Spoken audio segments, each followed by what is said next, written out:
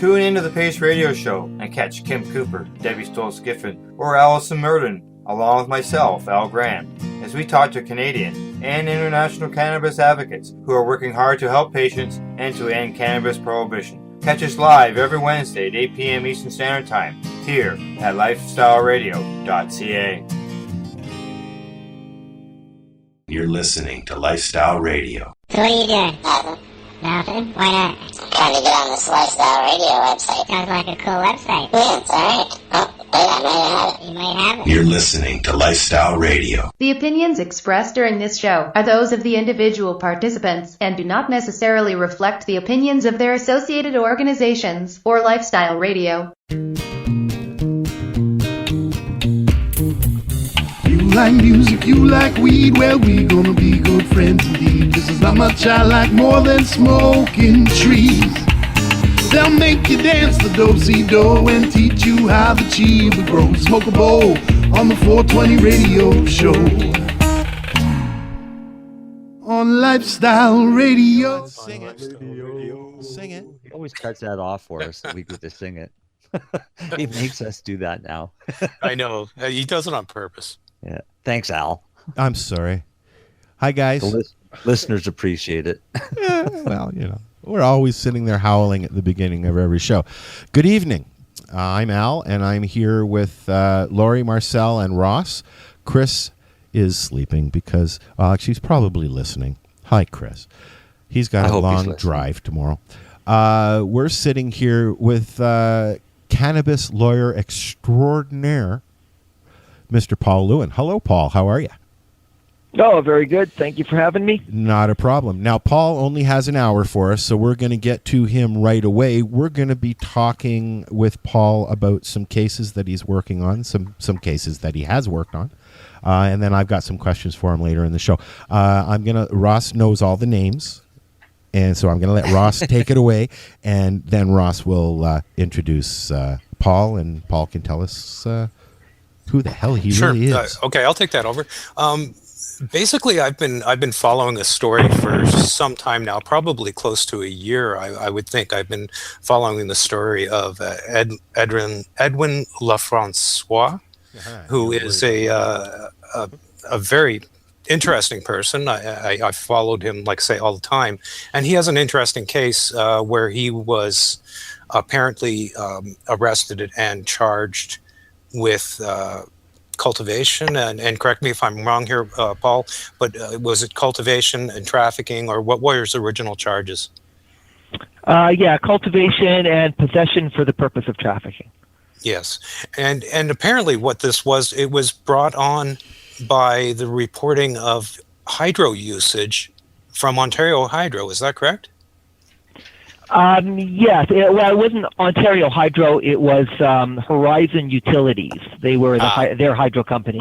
But yeah, you got it right. That their hydro company was essentially spying on them, and they found a pattern that suggested the cultivation. So they sent the records to the police. So did they just arbitrarily just send them, without being asked, or were they, did somebody approach them and ask for them?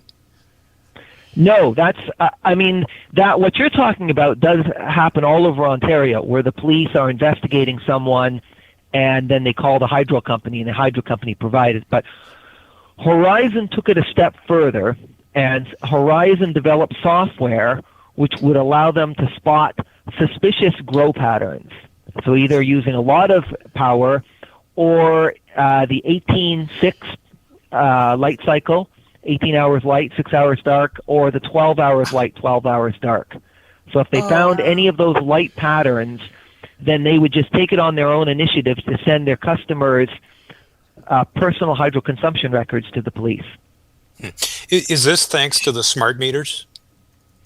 Yeah, the smart meters change everything. So it used to be that when they do this, they'd send your cumulative hydro consumption for a 3-month period. And that's about all they could do. And it really didn't reveal that much. I mean, there's a lot of reasons why you might use a lot of power in 3 months. But with smart meters, you can find out the hydro consumption usage to the second. They can actually watch it in real time. So they can sit in their office and watch your hydro consumption go up and down. And it's shocking what they can learn from about what you're doing in your house from your records with smart meters.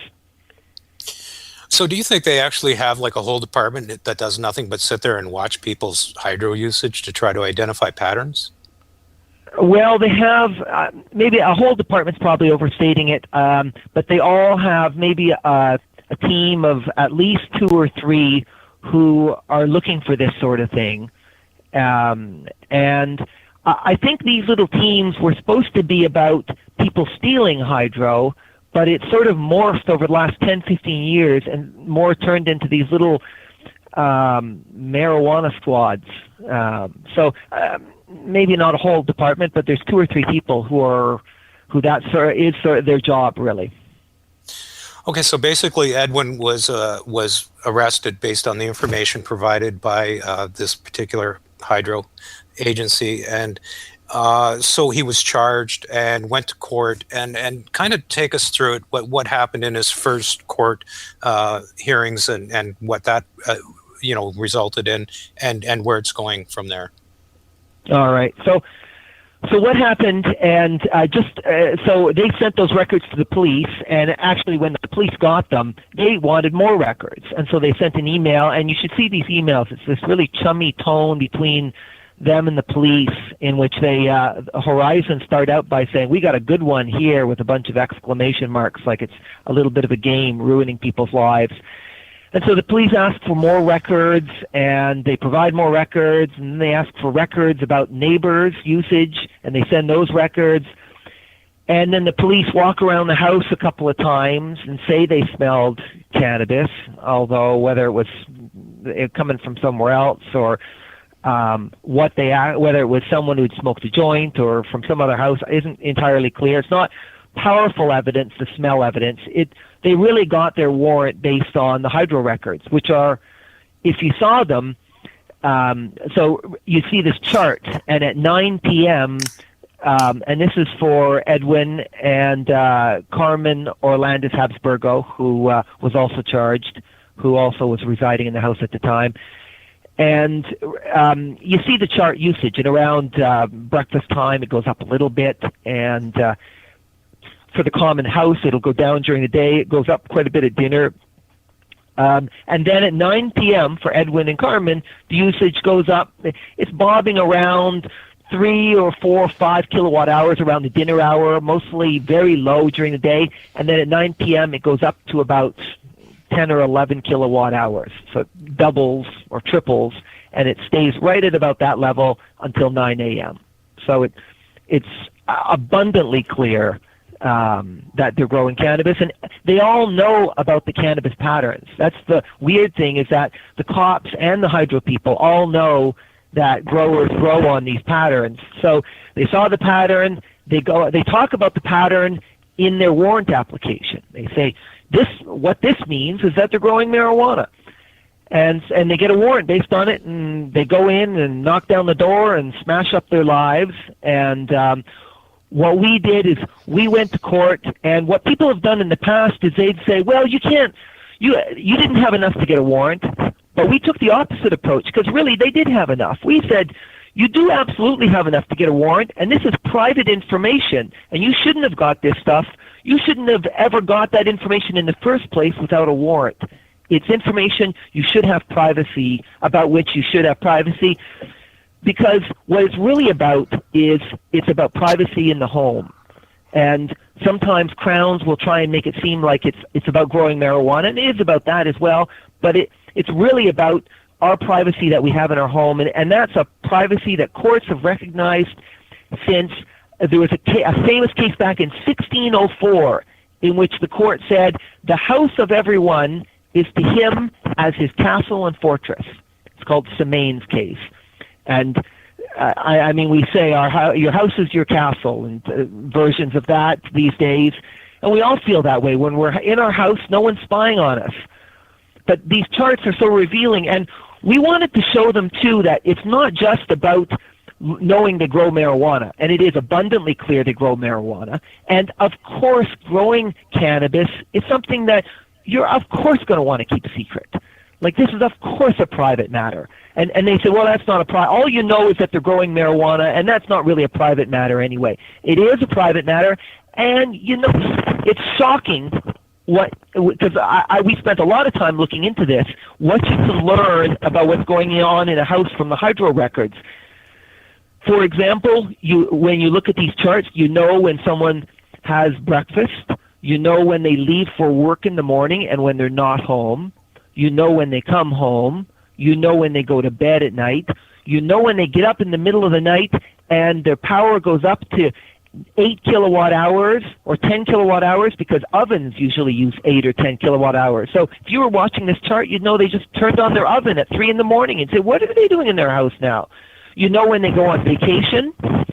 And now they have these smart appliances. You might see these ads from Rogers talking about how you can monitor your home power usage from afar and use all your appliances, turn them on and off from afar. Well, the hydro company gets all that information. It all goes through the meter. And so they also know when your home detection system's turned off. They know when all these different smart appliances are turned on and off. In addition, there are these, it's called the non-intrusive load monitoring. So there are these formulas they've worked out because they know so much about how much power our appliances use, in which they can take this information and put it into these formulas, and they actually can find out what machines are on at any given time. Now, those weren't in use at the time, but that technology is out there. So I guess where I'm getting at is that we called an expert to show that you can really learn a lot about what's going on in a house from hydro records. So that's what we did, the evidence we called. And all the evidence that was called during this case, everybody suggested the same thing. The main officer in charge, he said, yeah, well, that pattern tells me they're growing marijuana in there. I could tell that. Their expert said these patterns suggest you're growing marijuana. The hydro guy says it proves you're growing marijuana. And then the judge came back at the end after he had this long constitutional challenge, and he said, you can't learn anything from hydro records. And we lost because of that. And so anyway, we're appealing this to the Court of Appeal of Ontario, which will be heard on November 7th. How did you lose it? Say what the judge said again. So he said that you don't learn anything from hydro consumption records. And I can't get into the judge's head, but I will say this, that the easy road out was to say you can't learn anything, because many legal issues follow. If you can learn something from it, then there is a reasonable expectation of privacy in the records. And the court, whether or not police need a search warrant to get information, always turns on whether there's a reasonable expectation of privacy. The idea is that if I put something in my trunk, I expect it's private.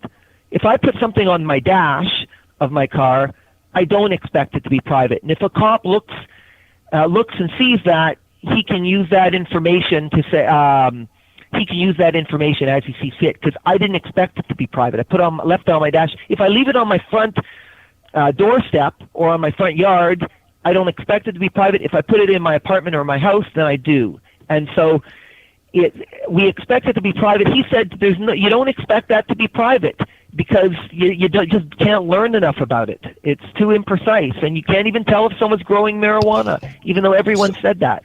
So and it sounds like that statement would be in support of your case. To me, it would be too, because what the judge is saying is that the cops wouldn't have been able to learn that there was a grow up in that location from those records. Right. Therefore, the cops would have no grounds or reason to even search that location. Right. Yeah. Like he's saying, there's no privacy, and you've kind of got it. That he's saying there's no privacy in these records because you can't learn anything from them. They're not records that. It's not like information, any other kind of information, like a wiretap or looking in your trunk or in your briefcase or on your computer or on your phone. And it's kind of a little bit of an old school view that in which in the olden days, and there was a case about 40 years ago called Plant, ironically, in which they challenged, it was the exact same issues, and they said, but it was only 3 months of aggregated hydro records. And I think they quite fairly said, well, 3 months, like these records, there's a lot of reasons you might have high hydro usage in 3 months. But now, it's with it every second, you can actually learn a lot. And as part of this, I won't go off in a different tangent, but there's this really key case from the Supreme Court of Canada 6 years ago called Gombach in Alberta. And it was all the same issue, but in Alberta at the time there was an opt-out clause. So if you wanted your privacy, you could sort of press the privacy button, and they had to give you privacy. And this guy, Gombach, didn't press the privacy button. He never asked for privacy. And he lost at the Supreme Court of Canada, and the court split 3 ways. 4 judges said, this stuff's not private, you lose. 3 judges said, this stuff is private, but you didn't press the privacy button, so you lose. And 2 other judges said, that stuff is private. And who knew about this privacy button? It was hidden in the fine print, so he should win. And the judge misunderstood that case as being a 7-2 decision. Those 4 and the 3 judges against the 2 said that there's no privacy because Gombach, but he only lost because it's different for Edwin and Carmen because the 3 judges did say it was private, but Edwin and Carmen had no privacy button. They couldn't opt out. So those 3 judges, if they heard Edwin and Carmen's case, they would say, well, no, there's privacy here. So it's the majority isn't 7-2 against Carmen and Edwin. The majority is really 5, the 3 and the 2 against the other 4. So really a majority of judges say there is privacy in these records. So, and that case also is key to the analysis. So, so the case combined with our evidence about, and we enhanced the record as well from Gombach. We called a hydro expert to talk about all the different things you can learn from hydro consumption records. So, they just put one of those smart meters in the building where I live, and yeah, that's very interesting. And you know, you had no choice. You didn't consent to that, did you? No, they just put it in, and it's actually sitting just outside my window. So, and everybody in Ontario, there was in Ontario. We're also in a special position in Ontario because they passed a law saying the hydro consumption records, saying everyone had to get a smart meter. So we really had no choice in this matter. Not only do we have no opt-out, but we all got stuck with the smart meters. And you know, when you look around the world, these smart meters, people are saying, well, it could be a great tool for the future, but no jurisdiction has moved so fast on smart meters as Ontario. We're kind of unique in the world that we dove into this thing. And you know, it's a shame. The Ontario Privacy Commissioner knows how fast we moved and knows how intrusive these are. But they've said that, oh, there's no privacy in these records. They can do this stuff, which is really disappointing because you think the Privacy Commissioner is going to be on your side. The hydro regulator didn't do anything either. You would hope as well that the hydro regulator is going to be looking out for the customers. But in fact, it's their laws that were particularly bad. So in fact, they had a law that said that, and this is one of the laws we challenged, that if there's any possible laws being broken, if it's possible that a law is being broken, they have to report it to the police. And this is one of the things we challenged is this law. How can you like that is such a low threshold. It's possible that you're committing any kind of breach of the law, not just a criminal offense. I mean, shoot, It's possible, I guess, that everybody's doing that, breaching the law, if that's your standard. Paul, is it one of those things where Hydro is basically saying, look, this is our hydro, we will control it and regulate it the way we fucking want, and if you don't like it, too bad. Is that basically what's happening? Yeah, that's basically what's happening. Okay. And no one, it's like cannabis growers are being treated as absolute villains by these people, and they're running amok a little bit with their own little rules, which haven't been scrutinized by a court. If I'm paying for a service, I want to be able to use that service as I feel fit. If I'm legal, then what the hell matter to them? They're getting their money.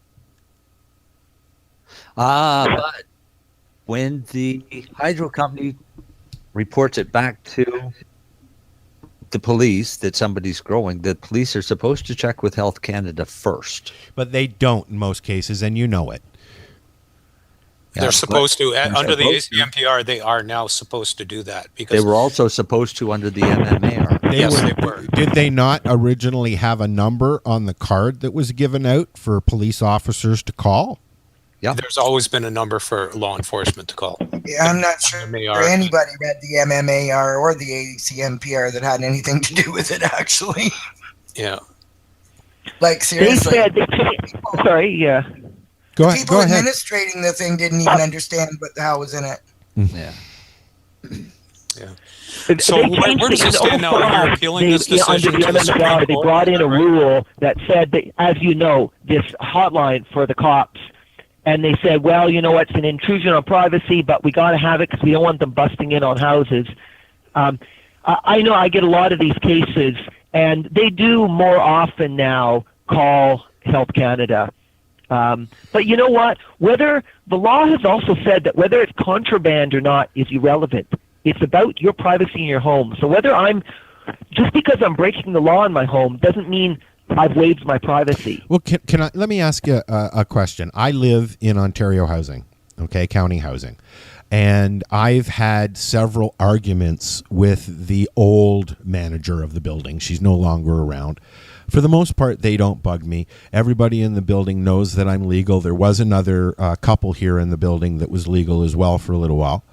But I've been all out accosted by the previous manager, threatening me, telling me that I'm breaking the law because I didn't inform them.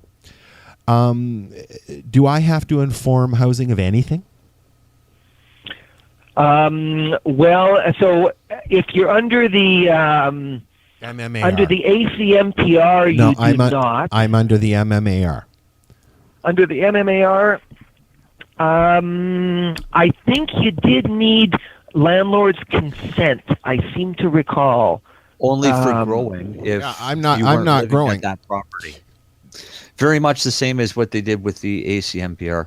That rule was you only needed landlord's consent if you were growing on property that you didn't own and were renting. But it's also the fact that we've resident. But the MMAR had nothing that said you had to inform your landlord that you're going to be smoking cannabis on their property. No. Yeah, and she basically called me a liar, so I handed her my pink piece of paper and said, "Stuff it." Canada. Well, yeah, welcome to Canada. But that, I'm sure it's not the last argument that I'll have.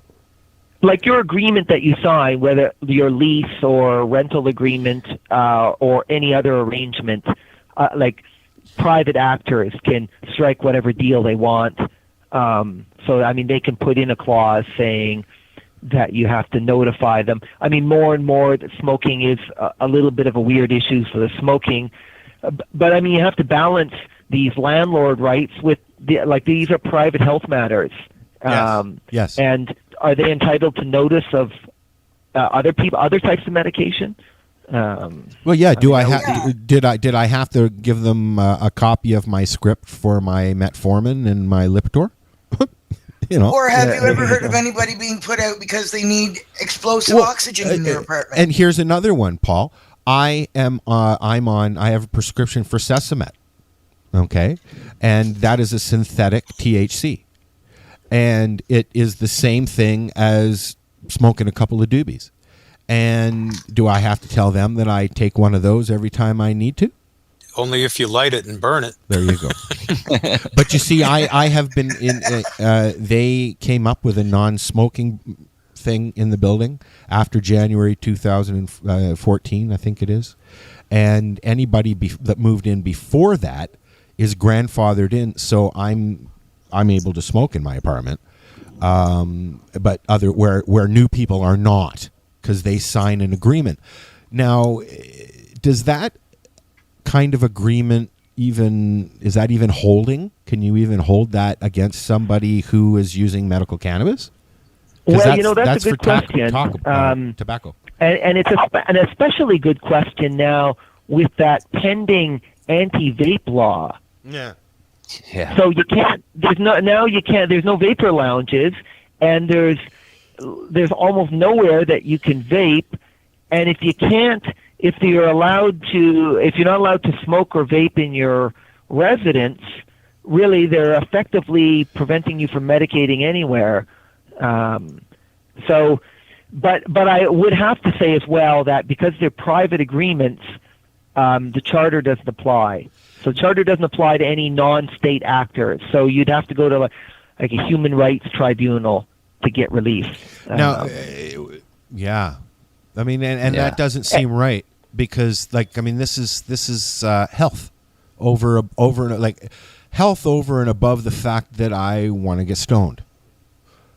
Right. And you know what? If you did go to a human rights tribunal, it would be framed as an equality issue, and they're essentially treating you differently because the nature of your health issue, your disability, is such that medical marijuana works well. If you had a different disability where it was a different type of medication, you wouldn't have these problems. So it's sort of like you're being singled out because of the nature of your disability. Well, I've been walking up and down Yonge Street since I was 19 years old, smoking doobies, and I ain't gonna stop now, whether or not I'm medical or not. I mean, it's just something that some people feel that we have the right to do, right? And it's funny you mentioned that. I'm going to be moderating a panel tomorrow for Normal Canada at Vapor Central on civil disobedience and the role that civil disobedience has played in moving the laws forward. I just may join you and hear that. I might pop in and listen to that. Well, if you can make it, it's really it starts at 11. At 11:30, my panel's on. My panel has actually really a Mount Rushmore of civil disobedience greats. Mark Emery, who of course needs no introduction, Dana Larson of Sensible BC, and 100 other things, and Hilary Black, who opened the first dispensary in Canada, as well, and Don Briere, the sort of dispensary impresario. So. And you know what? Like, when you think about it, we're here today sort of on the verge of legalization, and which seems big, and you say, how did we get there? And, people talk about cannabis, big court cases, and the march of science and bold politicians. But, I'd say more than anything, those all help, but more than anything, it's civil disobedience. It's good people saying, openly refusing to comply with the law. We're refusing to comply with bad laws. Well, it's an unjust law too, right? I don't know. It's baffling me beyond. I've been sitting here watching everything go on for 8 years, Paul, and it's depressing. It's exciting at the same time because we really don't know what's going to happen. We are chatting with Paul Lewin, a cannabis lawyer. I believe you're in Toronto, right, Paul? Yes. Okay. We're going to take a quick break and listen to some Deadbeats Inc. Why? Because I like them, and I know the guys are listening. We need some more new stuff, guys.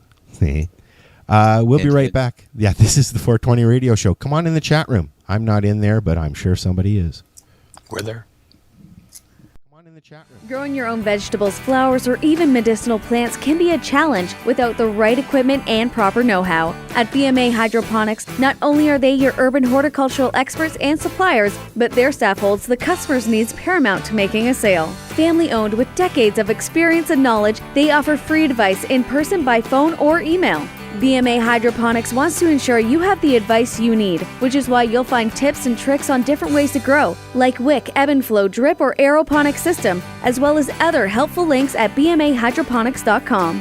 If you can't find what you're looking for, just let them know, and they'll do everything they can to get what you're looking for. At BMA Hydroponics, each staff member also possesses a federal exemptee MMAR license, making their strong suit empathy, experience, and dedication to their customers. Because when you know how to grow, you'll have results that make you proud. BMA Hydroponics in Belleville, Ontario. Visit bmahydroponics.com. This is Bubbles from the trailer park, and they're playing some fucking excellent music on lifestyleradio.ca. I hope I didn't sound too nervous there. Please hang up and try again.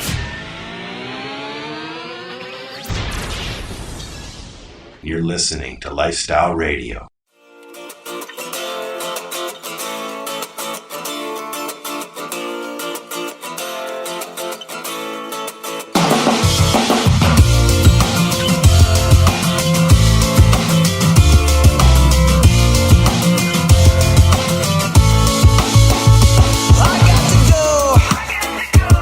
I gotta get myself out of this town, and I don't know where I'm going, where I'm gonna be found. This time's for sure.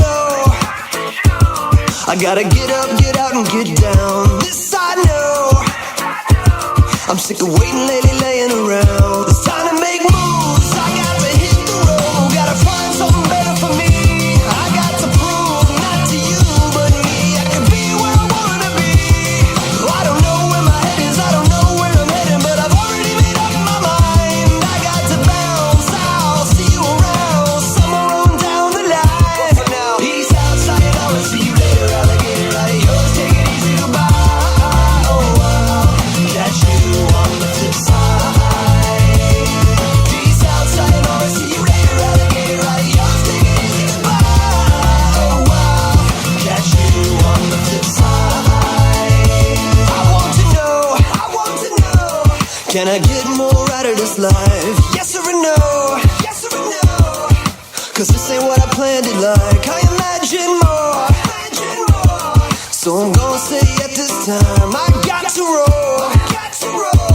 It's been a pleasure entertaining tonight. Sorry to speak and run, yo, it's been real fun, but I gotta bid you adieu. It's nothing you did, it just is what it is. The kid got a whole lot of shit to do. I'm feeling that inspiration, rejuvenation, like three roll into one. So aloha, hallucination, I can almost taste my freedom. So I'm saying, peace out, sayonara, see you later, alligator, adios, take it easy, goodbye. Oh, wow, catch you on the flip side. Peace out, sayonara, see you later, alligator, adios, take it easy, goodbye. Oh, wow, catch you on the flip side. I got this feeling like you wouldn't believe. It's turning into more than a pet peeve. I got people to see, I got places to be, so I'ma make like a tree and leave. I got this feeling like you wouldn't believe. It's turning into more than a pet peeve. I got people to see, I got places to be, so I'ma make like a tree and leave. Peace out, sayonara, see you later, alligator, adios, take it easy, goodbye. Oh, wow, catch you on the flip side. Peace out, sayonara, see you later, alligator, adios, take it easy, goodbye. Oh, wow, catch you on the flip side.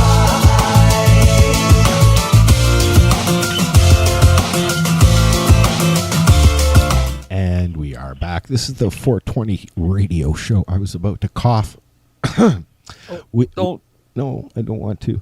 Don't do it. We are sitting here having an awesome conversation with Canadian cannabis lawyer Paul Lewin. At the top of the hour, we're going to let Paul go, and enter will be Jack Lloyd, who is another lawyer from Toronto. He's also a publisher at Green Candy Press. We're going to be talking with him about what he's up to. We're going to continue our conversation with Paul. But first, I'd like you to tell folks where they can get a hold of you if they're having an issue and they need a lawyer. So the firm, it's Lewin and Segura, Sagara, lewinsegura.ca is the website, and so that's how they get a hold of me. Awesome. And if you're having issues finding them, get a hold of us. We'll put you in touch. So I wanted to let you guys continue your conversation. We're talking about all kinds of different things. I've got some questions for Paul, but Paul wanted to touch base on a few things, so I'm going to let you do that. Well, one thing I really wanted to do was we mentioned the case and Edwin and Carmen's fight. They have a website. It's righttoprivacy.ca, in which there's more information about the case. And, they need fundraising is really important. And I'll tell you, Edwin and Carmen, after the case, they got house arrest and they've served their sentence. And so the case is actually completely over for them. And they initiated this appeal, and they've spent a lot of money on this appeal because they just thought these issues are very important, and for many different reasons. So they're just doing it because it's an important issue. Like their consequences are done. And you know what? A big part of this that they're aware of, and I'm aware of, is that what's coming, and the ACMPR, the new rules are good, and but the old MMAR licenses, and some of them there were a lot of plants permitted. That's not, it's getting harder and harder to get large plant licenses. And I predict what's coming is there's going to be a real tight leash on medical growing, and there might be no recreational growing allowed under the legalized regime. So the issue of either how many plants you have or whether you have any plants at home is going to be an increasingly big issue, and we got to have privacy in our home. Cannabis growers can't be treated as some sort of lepers who aren't entitled to privacy in their home. So it's huge. It's about the privacy of cannabis growers. Just because you're a grower, it doesn't mean you don't get privacy in your home. And this issue will change things, hopefully, for all of Canada forever. And the technology's there. They know what's going on in there. So anyway, that's my big shout out is righttoprivacy.ca and the website. And I'd also just like to, and I'm not sure if now's a good time to just mention a little bit about the Normal Conference. Sure, go ahead. Can I just mention something that Edwin has just mentioned? I'm very active with Normal. I'm the National Secretary for Normal Canada. And we've got a conference this weekend at Vapor Central at 667 Yonge Street. Vapor Central on Yonge, just south of Bloor in downtown Toronto. There are 4 panels. The panel that I'm moderating at 11:30 a.m. is civil disobedience. At 2 o'clock is a panel on legalization. Alan Young, the famous professor, is moderating. John Conroy, the lead counsel and Normal's president, we're flying him out for the conference. Jody Emery will be on that panel. We've got the executive director of the Canadian Public Health Association, Ian Culbert, will be present. Hilary Black, John Fowler, representing licensed producers. John Fowler, very smart guy who used to be involved with Normal. I think he understands both sides of the fence, but Normal tries to present a balanced view of what's going on. I mean, I have no love for licensed producers, but we want to present the whole picture. And then on Sunday at 11 a.m. is a panel on dispensaries, which actually you mentioned Jack Lloyd. He's going to be moderating that panel, and that's on the Toronto dispensary raids, which are just absolutely outrageous. And then that's at 11, and then at 12:30 is a craft cannabis panel moderated by John Vergatos, the editor of from Skunk Magazine, with illustrious growers. So that's so normal.ca, our Facebook page, our Twitter have all kinds of information about it. But that's really what you need to know is Vapor Central Saturday and Sunday daytime. It's both days. Yes, yeah. I would like to can I just mention something? Sure.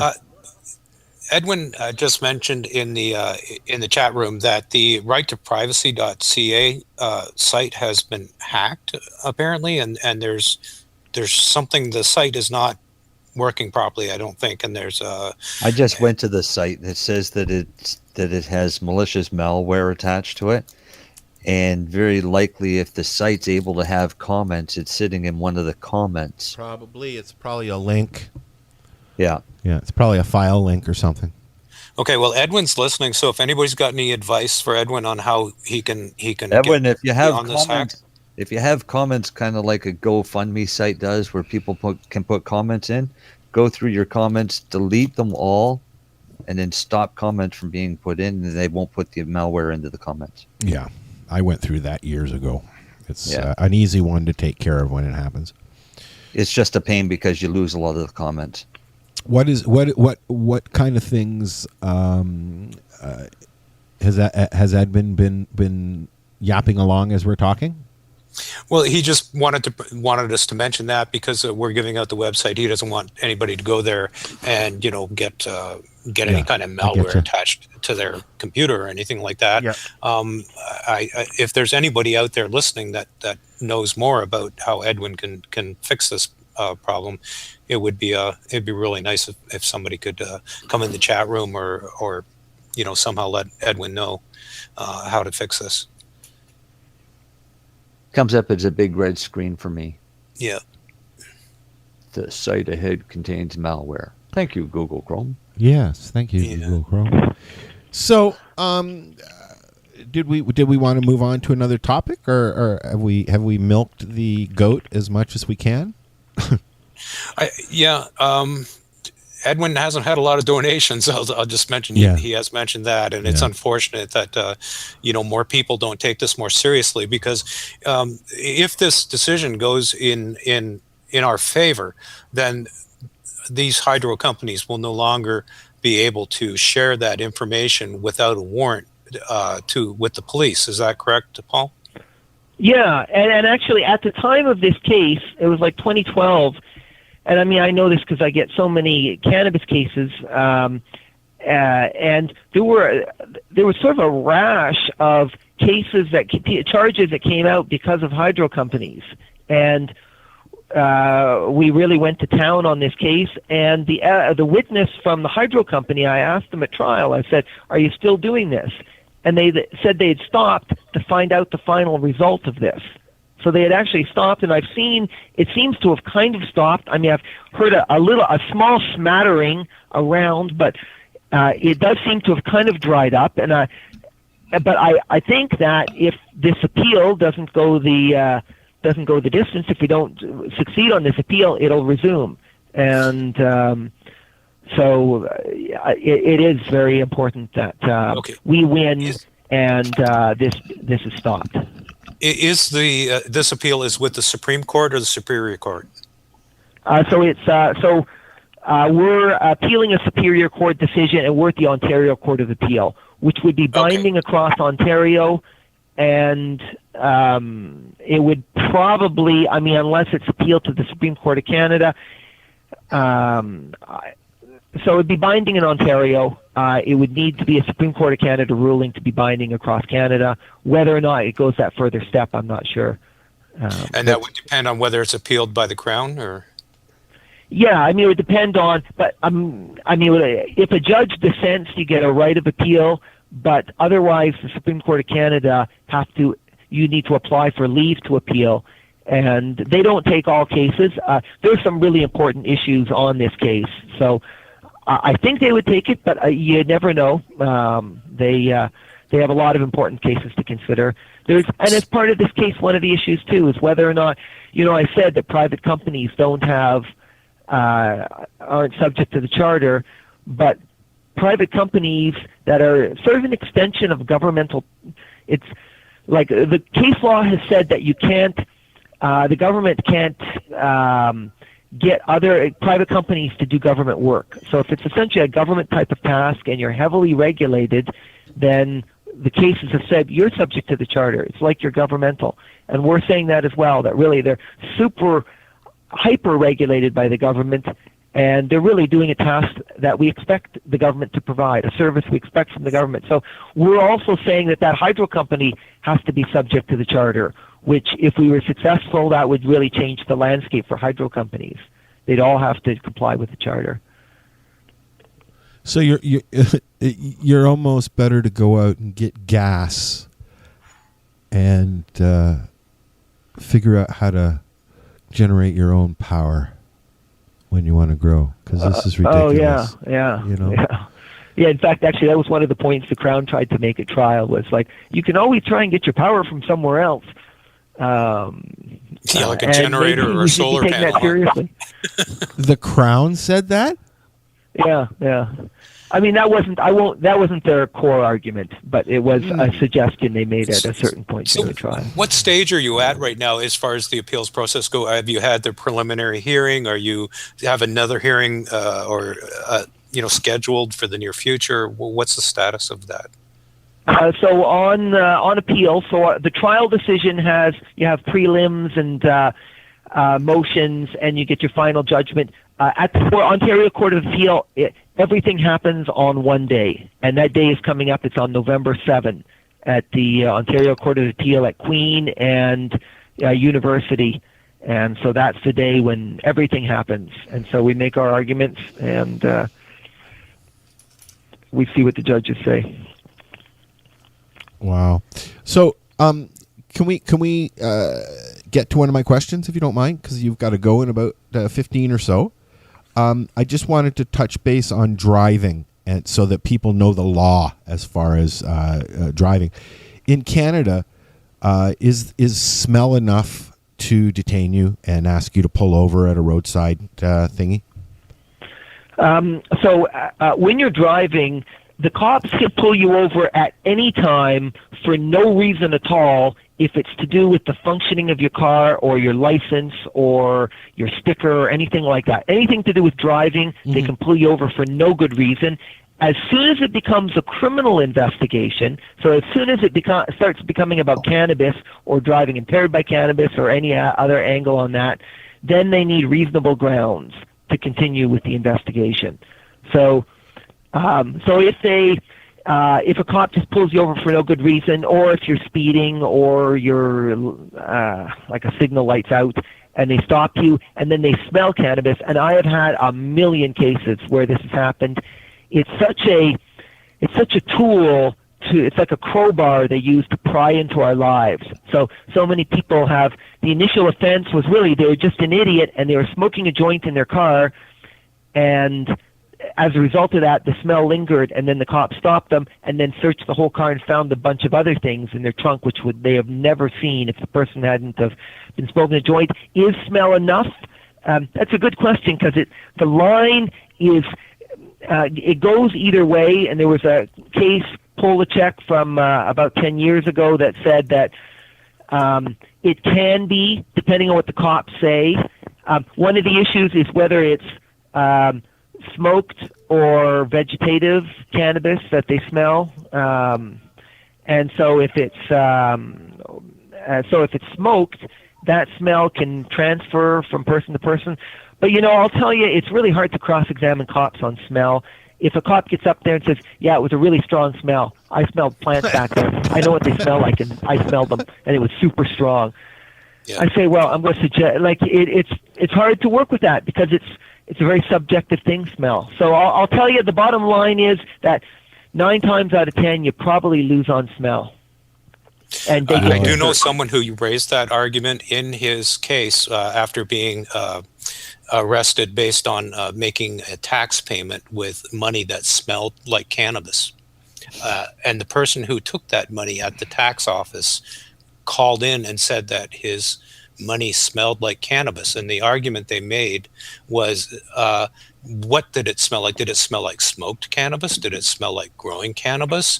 What exactly did it smell like? And was this person qualified to even know what cannabis smelled like? And based on that argument, largely, not entirely, but largely, the case was thrown out. See that, and who was the person who smelled it? What did you say? It was like a bank official or like a government official? He was paying his taxes, I believe his property taxes to the municipality, and he paid it in cash. And the lady who took the money said the cash smelled like pot. So she. And you know what? It would have. Sorry, go ahead. She was apparently I believe she was ex law enforcement or was married to a law enforcement officer. So she just simply informed him that the money smelled like pot. So then he started to manufacture evidence by going and hanging around his place and supposedly standing at the foot of his driveway but not on his property and being able to smell cannabis coming from his house. And again, he was asked, did you smell smoked cannabis or did you smell growing cannabis? And he became flustered and couldn't give a clear answer on it again. So not only did the person who took the money wasn't sure which it was, he wasn't sure which it was either. And the judge basically just started to question all of the evidence that was being presented, and their whole premise for getting a warrant was brought into question because of this smell issue, and it eventually was tossed out of court. The guy is standing in line behind me. When I turned around, I got a whiff of pot, and it wasn't smoking pot. It was like he was trimming.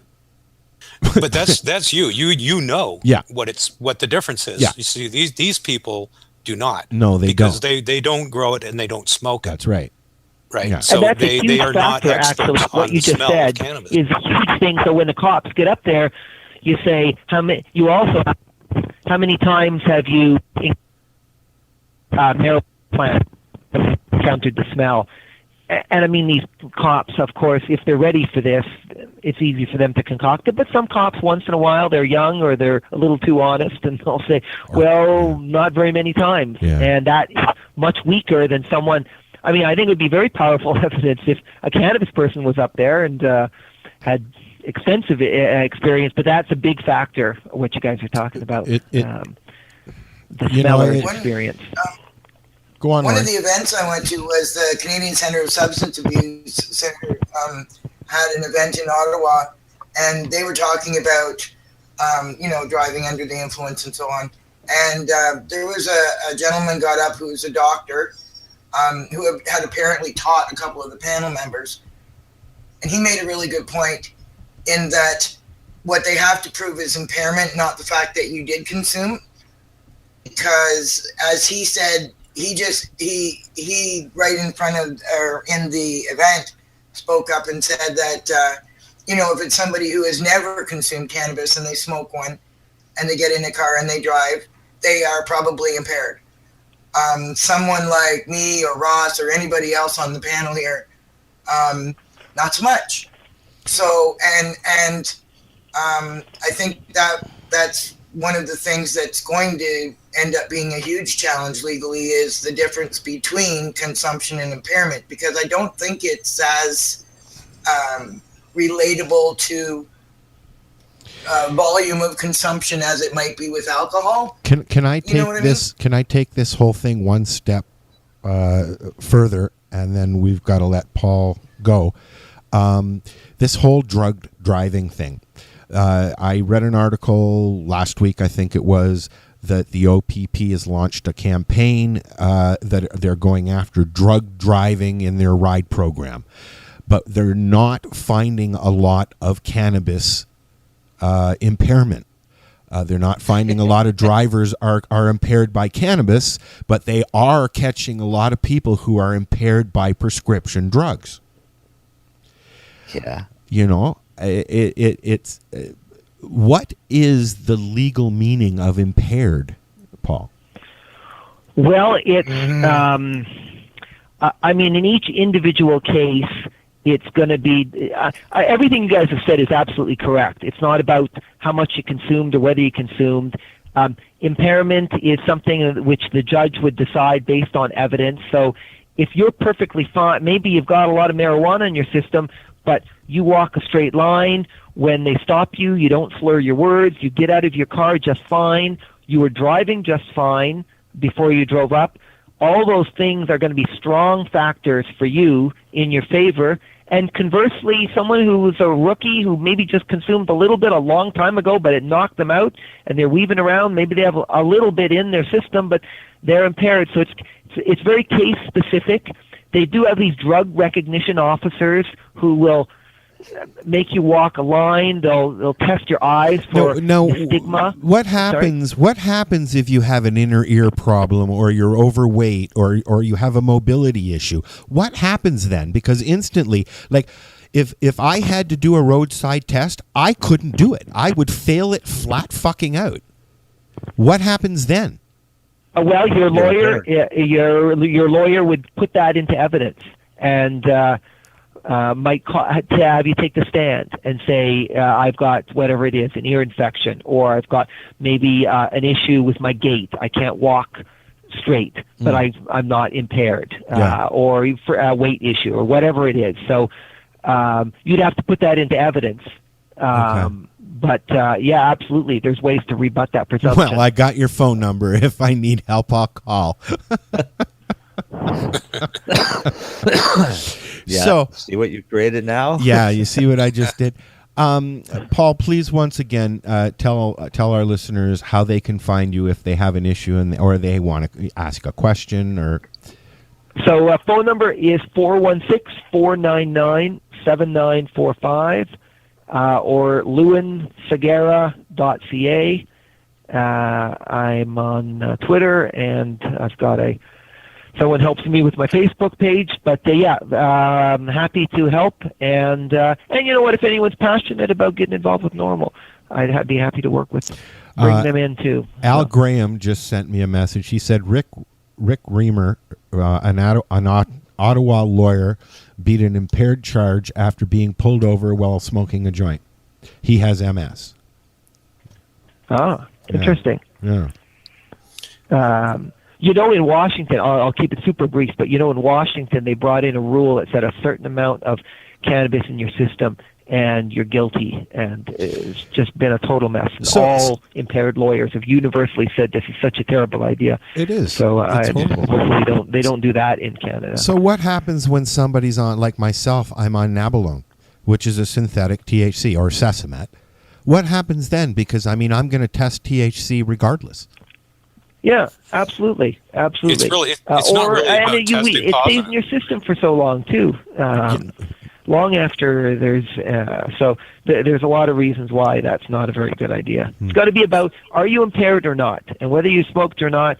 And I'll just say one more thing super quick.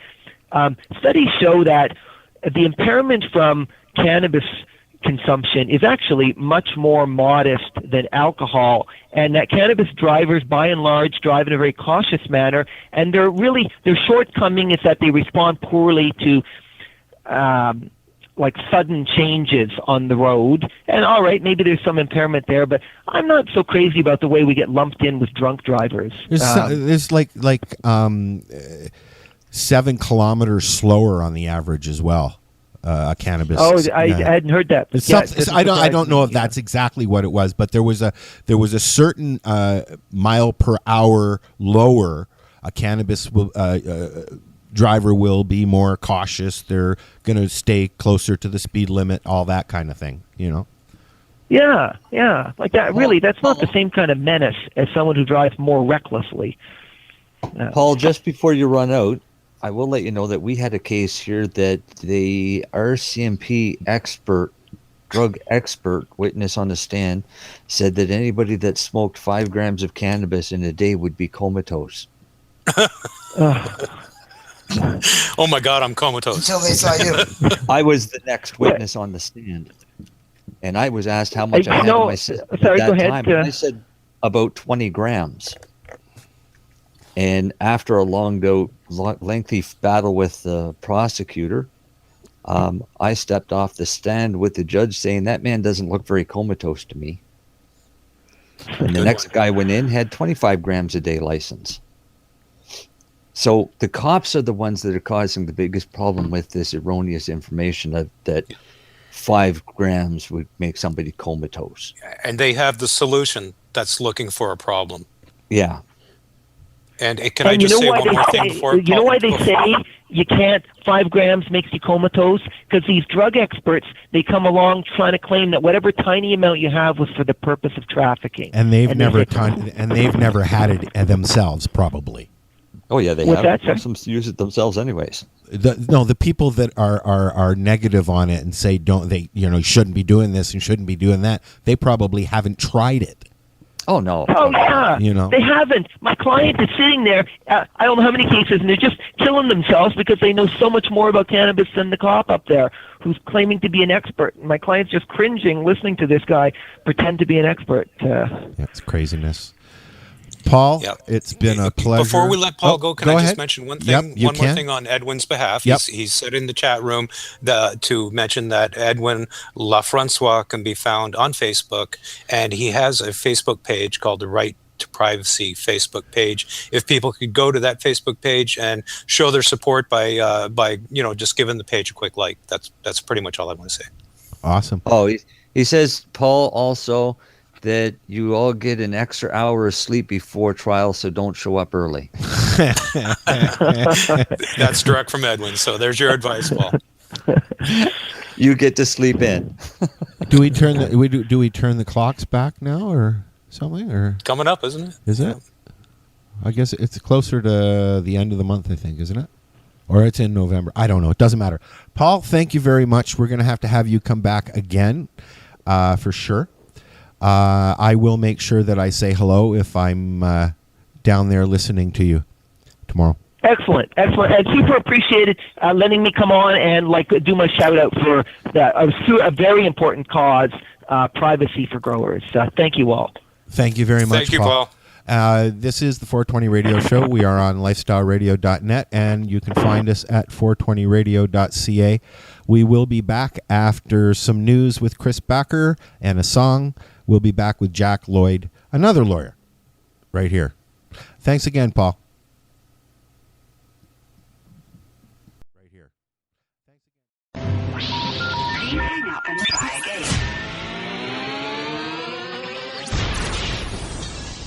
You're listening to Lifestyle Radio. Good evening. I'm Coulter Wonkite. I'm already into the 420, damn it.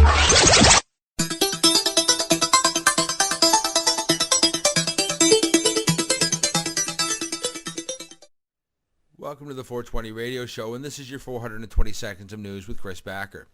From their website, the Whistler Medical Marijuana Corp is the first licensed producer in the country to provide access to our genetics through the introduction of live plants to our product range.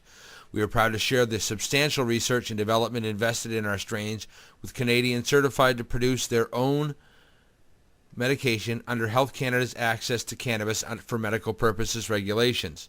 Hand-cut as a clone from the same other plants to produce our own harvests, each plant is shipped from our Coast Mountain facility represents 3 years of careful strain selection, dozens of grow cycles, and a detailed analysis using third-party laboratories.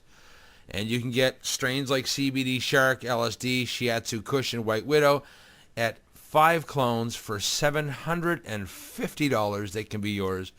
And apparently it's only $20 per clone for any beyond the 5 that you originally need. Just a few days away from the event, venue Polson Pier has told organizers of Toronto's Karma Cup that they'll have to find a new host. Organizers have been scrambling since the announcement, trying to find a new location for the third annual medical cannabis competition. The previous venue was to hold over 100 vendors at the 45,000 plus square foot venue.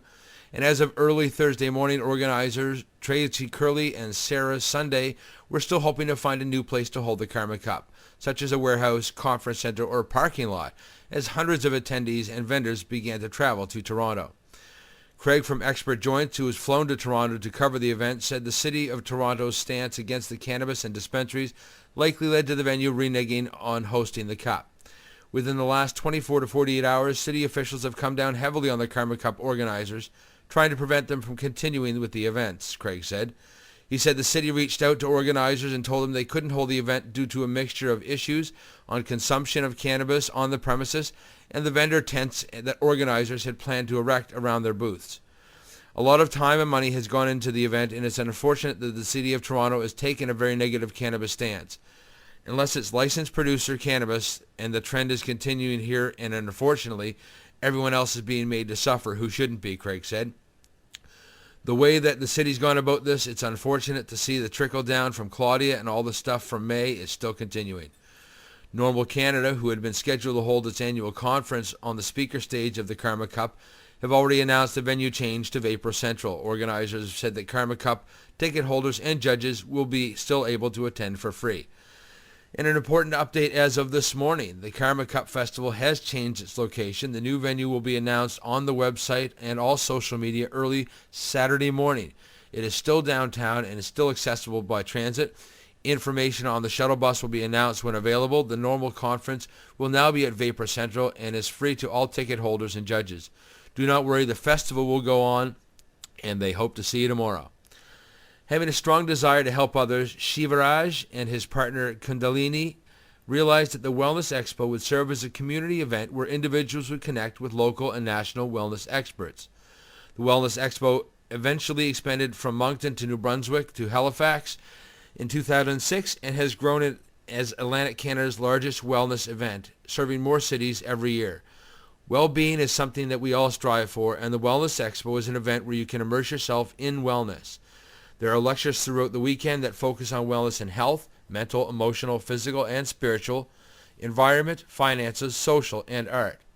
There is a concept known as N=1, which suggests that we all need to find the routines and modalities of wellness that work for us. No single approach works for everyone. The Wellness Expo strives to create an enjoyable and safe environment where you can discover your own path to abundant well-being. There are always new developments in wellness, and these could be new scientific discoveries, better technologies, or more experienced therapists. Participate and try multiple and new therapies at the Wellness Expo. You can interact with practitioners, question technologies, and experience the benefits immediately. Join us at the Wellness Expo and discover your next stepping stone. And just so folks know, Maritimers Unite for Medical Marijuana will be at the New Brunswick Health and Wellness Expo, and we'll be hoping to see you there. Booth 710. I love it. Oil. Anyway, new government regulations will allow highly controlled and ministry-sanctioned cannabis production in selected provinces for medical and scientific purposes. Turkey has legalized cannabis production in 19 provinces in order to crack down on illegal production, according to new regulations by the Ministry of Food, Agriculture, and Livestock. Published in the Official Gazette in late September, hemp cultivation and control of regulations will allow highly controlled and ministry-sanctioned cannabis production in the selected provinces for medical and scientific purposes. Under the regulations, grower must obtain permission from the government, allowing them to grow the plant for a 3-year period, the Turkish newspaper reported. And a group of suspects who committed a violent robbery at Vancouver marijuana dispensary last weekend are considered armed and dangerous, police warn. The dispensary on East 41st Avenue near Knight Street, called Stressed and Depressed Association, was robbed on Sunday evening by 4 people. The entire incident was caught on several surveillance cameras in footage obtained exclusively by CTV News. 2 people entered the front door of the store and had a short conversation with 2 employees at the counter. Then the suspects, a man and a woman, pulled out guns and forced employees to the ground. "We don't want to get stabbed, we don't want to get beaten, we don't want to get shot," said employee Sean Coward, recalling that the suspects pointed a gun at his face. "It's not worth that kind of physical risk trying to fight back." The armed robbers then let the 2 more people into the store by the back door, and 4 suspects grabbed everything they could. It's brutal, the store owner David Malmo Levine said. The thieves who forced Coward to open the shop safe made off with almost everything, he said, including thousands of dollars of cash and products. Although Coward complied with their demands, one of the suspects punched him hard in the jaw, leaving his face a bit swollen even days later. Sunday's was the dispensary's 3rd robbery, first time it was hit just a few months after opening last spring. And medical cannabis patients are urging the federal government to make marijuana more affordable by encouraging insurers to cover it and dropping the sales tax once it's legalized. Earlier this week, 15 patients from across Canada spoke with 4 members of the government's legalization task force about how medical cannabis helps them with a variety of ailments. They told the panel that the cost of medical cannabis often causes physical hardship and financial hardship. According to event facilitator Hilary Black, founder of Vancouver's oldest dispensary and current director at patient services at the licensed commercial grower Bedrocan. The event was sponsored by the Arthritis Society, Canadians for Fair Access to Medical Marijuana, and the Canadian AIDS Society, and attended by patients from different backgrounds, including a police officer, a veteran, and a woman whose epileptic son uses cannabis, said Ms. Black.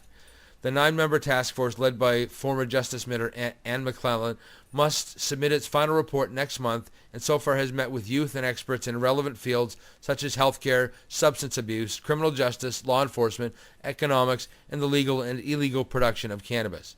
But it hadn't talked directly with patients until Tuesday, Ms. Black said. Those patients overwhelmingly want Ottawa to remove the sales tax on marijuana and declare it as a medicine so insurers are more inclined to offer coverage. Health Canada has not approved marijuana as a medicine. Before being marketed, any drug must be issued a unique number by Health Canada that identifies its manufacturer, product name, active ingredient, strength, pharmaceutical form, and route of administration. I don't think it's realistic for a herb that has many active ingredients in it to be able to check the boxes of getting a drug identification number, she said. We are recommending that they give cannabis its own directorate and find a way to give it its own approval status. Currently, only veterans and some first responders and a small number of private citizens get their medical marijuana covered by health insurance providers. Jonathan Zaid, head of the patient advocacy group Canadians for Fair Access to Medical Marijuana, said the cost of cannabis was consistently stressed by patients at Tuesday's roundtable, which included Ms. McClellan. Very few patients are able to afford their medicine, said Mr. Zaid, a part-time undergraduate student at the University of Waterloo's Knowledge Interrogation Program. Mr. Zaid made headlines last year when his private insurer agreed to cover his medical cannabis as part of his health plan, which is administered by the University Student Union. Mr. Zaid suffers from a rare neurological condition that gives him a daily persistent headache. Before Sun Life Financial Incorporated began covering his drug, he was paying about $800 a month for buds bought from Canada's legal mail order system. Now with 80% of his drug covered, he spends about $150 to $200 a month. It's not the most expensive medication now, but a lot of other medications I was on before cost just as much money, he said.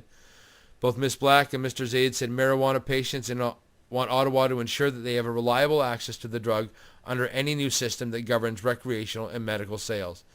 Health Canada tweaked its medical marijuana system earlier this summer to allow for personal production in response to a federal court ruling earlier this year that a ban on homegrown marijuana violated a patient's charter right to life, liberty, and security of the person in order for the federal government to make the drug more accessible and affordable.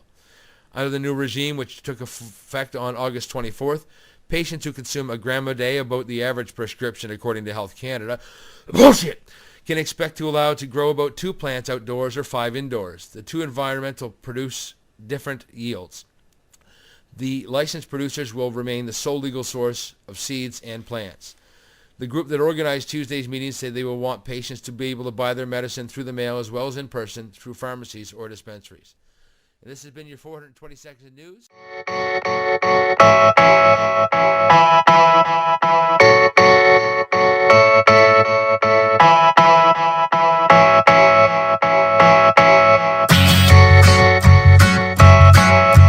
First things first. To the death. No. To the pain. To the pain. To the pain. Drop your swords. We've got the castle surrounded now. We wage war in the name of the laws and the souls you've broken. Drop your swords. We've captured the king, checkmate, motherfuckers. We won the war. The people want peace and the people have spoken. It's just a cycle how life goes. We're headed by psychos. Left, right, left, striking ain't my fold. These ice cold minds that design the violence. Lift your eyelids, we reside with Liesland. It's the pinnacle, this is a pivotal point. And now I'm sick of all political and biblical noise. While they're spilling all the oil that they've been killing them for. And I'm a criminal for chilling with habitual joints. Come on, what once was a hobby, officially it's what defines me. I got a rhyme, I can't deny the force that drives me. I'll be the bomb until the commas kamikaze. The ink is that tsunami and we're pounding on your palm trees. This is a different kind of mission, not religious hardly, but got a special bond with someone that's been looking on me. And if it's holy, then I guess this is my testimony. With every breath I never rest until my next opponent. Drop your swords. We've got the castle surrounded now. We wage war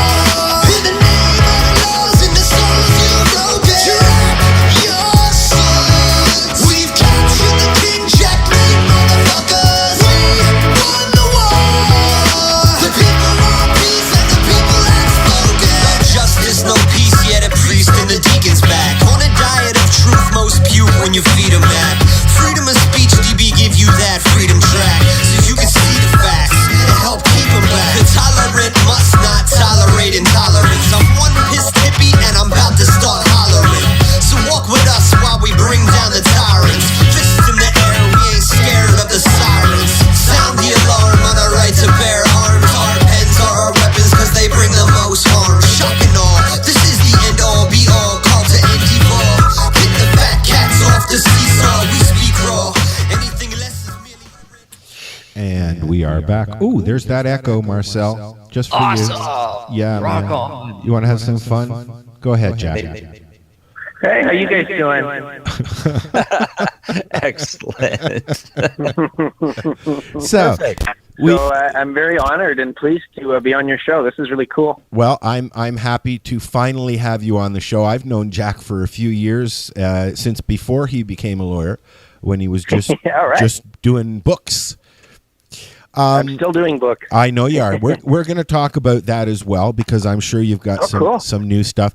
I first met Jack when a man named Professor Lee put out his book. I can't remember the title.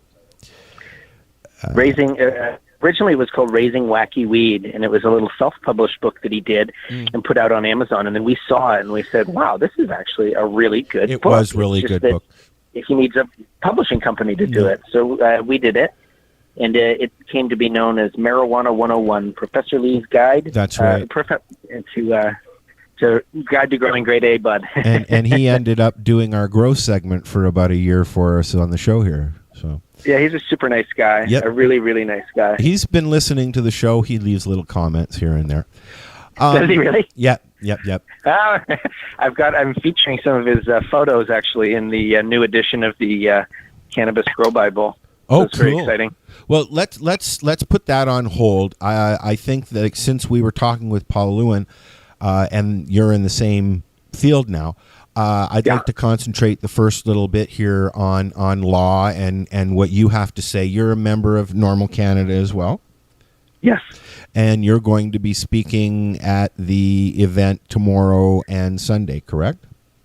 Well, my panel is on Sunday. Okay. And so my panel's Aaron Goodwin, Amy Brown, and Adam Greenblatt. So it's going to be a really fascinating look into sort of these dispensary raids, what they mean in the city of Toronto and elsewhere, because other jurisdictions have suffered similar raids. They just haven't gotten the same publicity as the original swath of Project Claudia raids. And we'll be talking just about sort of all of the facets of these raids, what they mean, how the criminal law is being used to essentially regulate public health policy.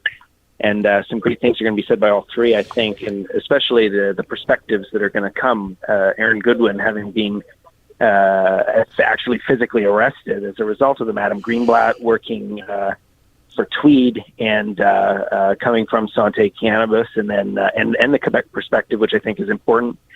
And Amy Brown as a dispensary owner, longtime advocate, amazing person. And just her take as well, because just on the situation. So we know Amy pretty well. Owners, management, employees, and corporations.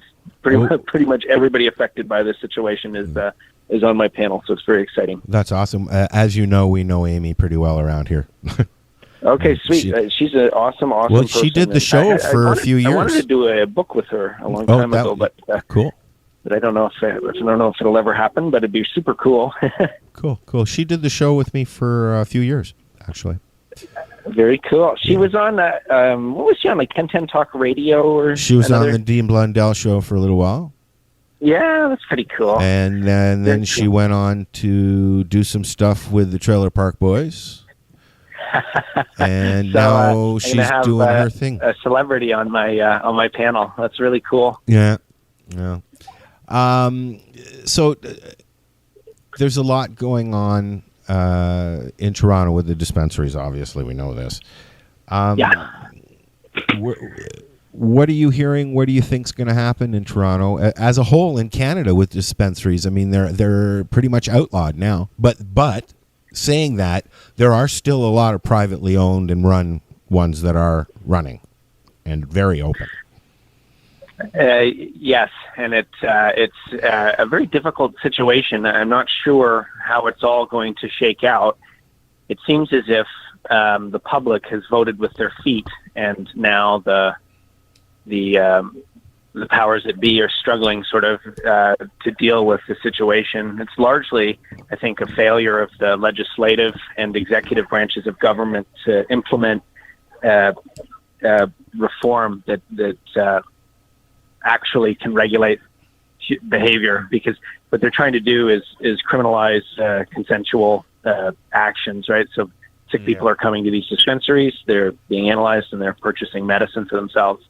So to define that using the criminal law is really unfortunate. I think it's an area that's ripe for cooperative federalism in law. If you're asking my legal opinion, I think what they should be implementing the Vancouver and British Columbia municipal licensing of these dispensaries is really, I think, just cooperative federalism at work. So they've essentially created a mini municipal regulation under the Controlled Drugs and Substances Act that functions as a bylaw. And I think that's really how this should be dealt with. It's nearly impossible for them to deal with this in any other way. But do you think what's happening with the Karma Cup is a direct? Well, I think do you think what's happening? Do you think it has anything to do with it?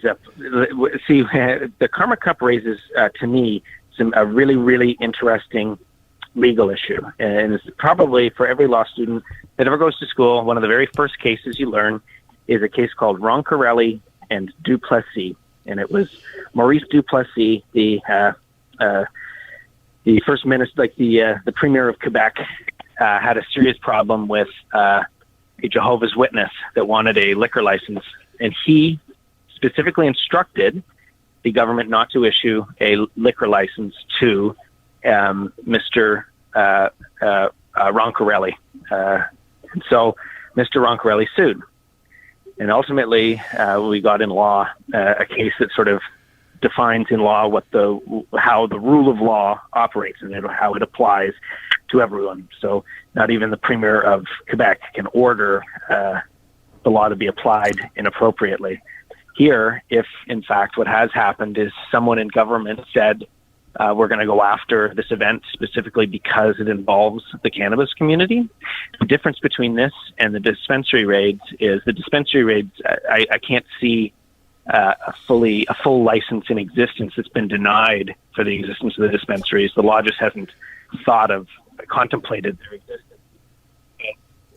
In this situation, the organizers of this event did in fact have a right to the use of that venue, right? They paid tens of thousands of dollars for the use of that venue. They left a so deposit. If it was denied to them, if it was denied to them on a ministerial order, right? So someone in the Justice Department, someone in municipal licensing and standards, if there was an actual person that has, maybe they have a vendetta. Maybe What level of government are you talking about people, there? Like, where would that have come from? Is that the city level of city government? City, or province, federal? Well, we don't know. You won't know until, I think that she would be very wise to hire a licensing lawyer in order to challenge this, and it would require pretty serious investigation into exactly who made this decision and why. Well, it sounds like there's a $60,000 bill here that she's losing out on. Oh, absolutely. It's absolutely ripe for a legal case, right? And it's also inconvenienced a large number of people, especially you have to remember there's so many members of our community that have mobility issues, right? So now they're putting it into a venue. Like, are you certain it's wheelchair accessible? Like, how many people in our community are wheelchair bound? It's not only that. This event every year that happens, it's a huge deal for them to be able to go, right? And all the equipment. Maybe they won't be able to go tomorrow, right? All the equipment that's being flown in, all the people that's being flown in.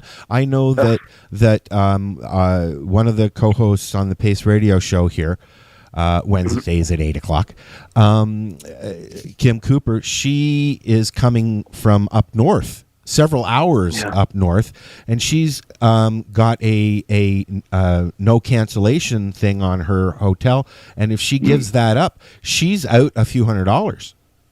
Yeah, and it has a big effect on particularly patients because a lot of us have fiscal problems, right? That's right. It's very. If you can't work or if you don't have enough money, then suddenly having a $300 bill out of your pocket for no good reason.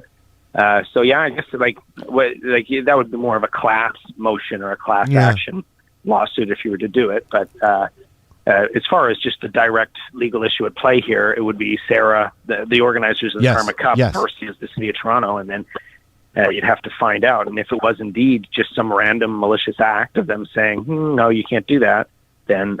well, 48 hours before the event, I think it's safe to say that there's some tactics going on here.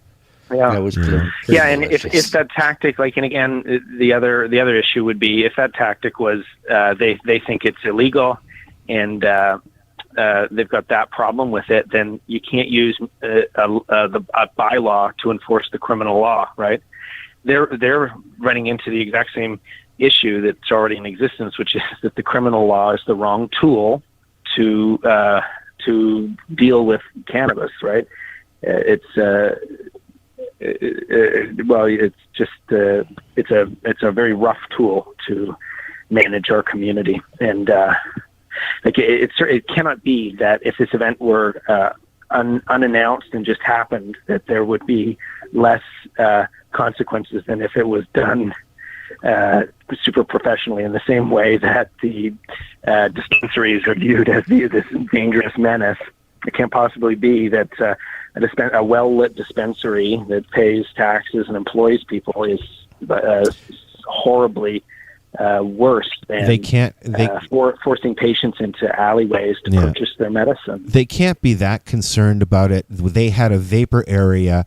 They had Pipe Dreams was doing the vapor lounge at Lyft. I was sitting in there.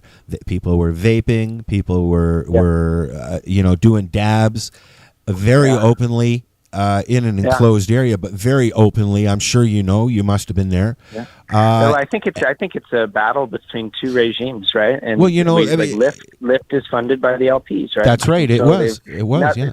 It's got, just for whatever reason, the lawyers they hire aren't criminal lawyers, right? They're hiring McCarthy Tetra, like a Bay Street commercial lawyer, right? But never then interacted with the criminal law in their life. Yeah, and but for then whatever reason, the government likes that more than our community. And they even put a lot of people at risk because, when we were out front having our medicine, the Blue Jay game let out, and they actually corralled us all into one area so that people had to walk through a plume of smoke.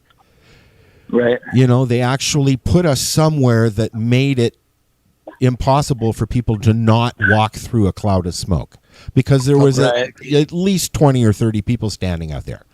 Right, but you were just being nice and medicating everybody on the way out. That's right. But there was a couple of arguments. People got a little bit mouthy. One gentleman started spouting off and almost got a punch in the head.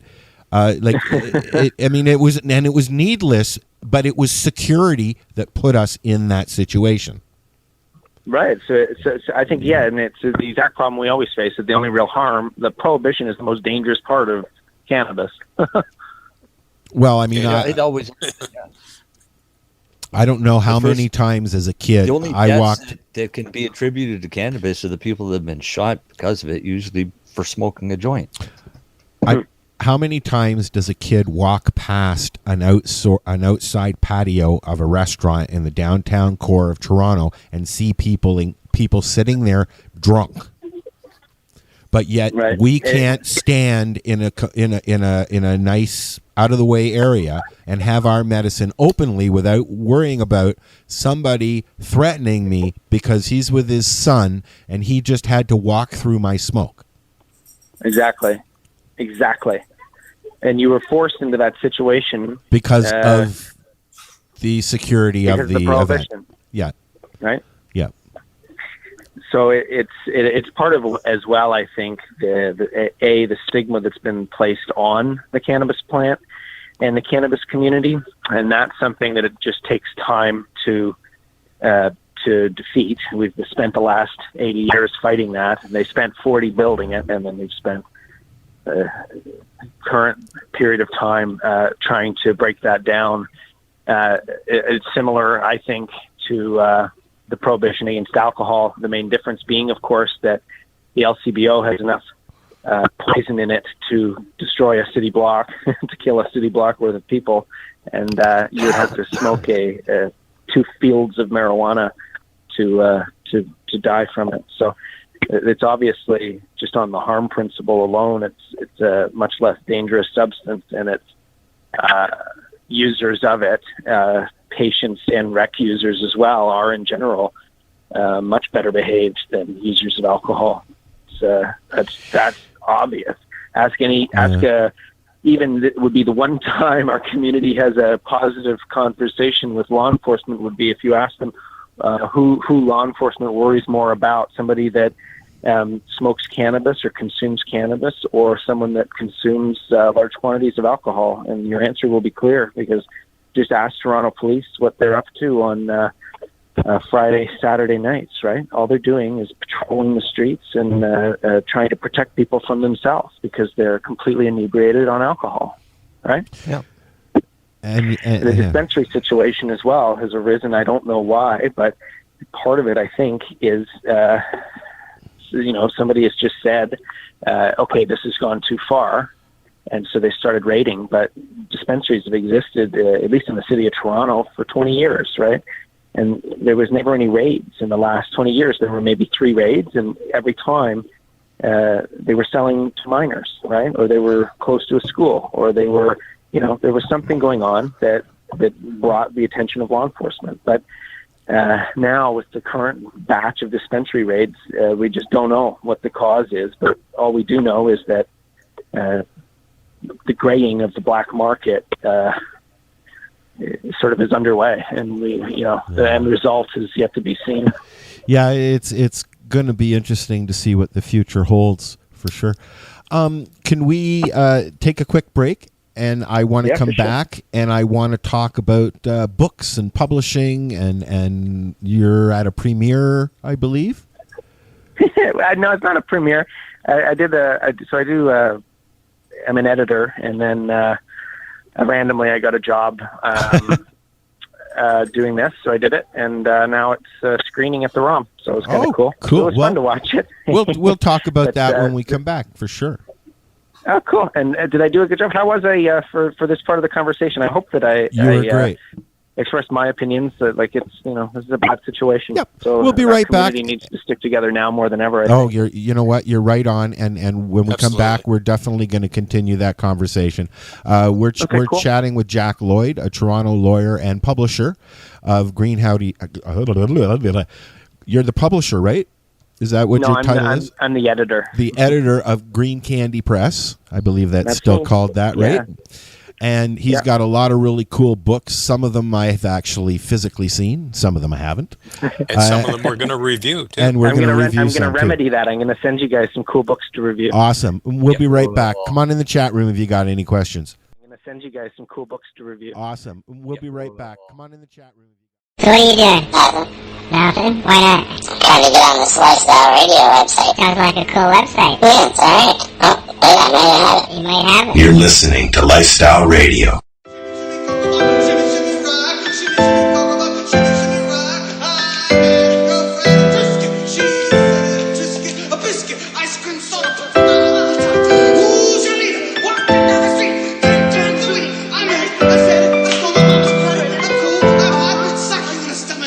Ivory cold transformer, T-Man and G.I. Joe's on me. Superman cape round the neck, you can't harm me. A hot school lunch costs $1.25.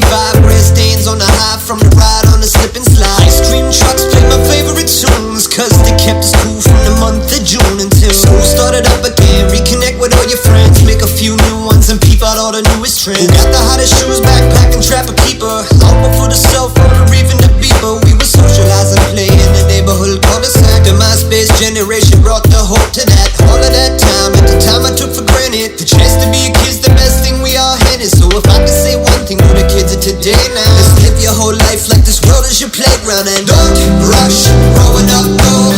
Where does all the time go? One day you're gonna look back and you're gonna wish, oh, you could just be a kid. So don't rush growing up, no. Just trust grown-ups when they go.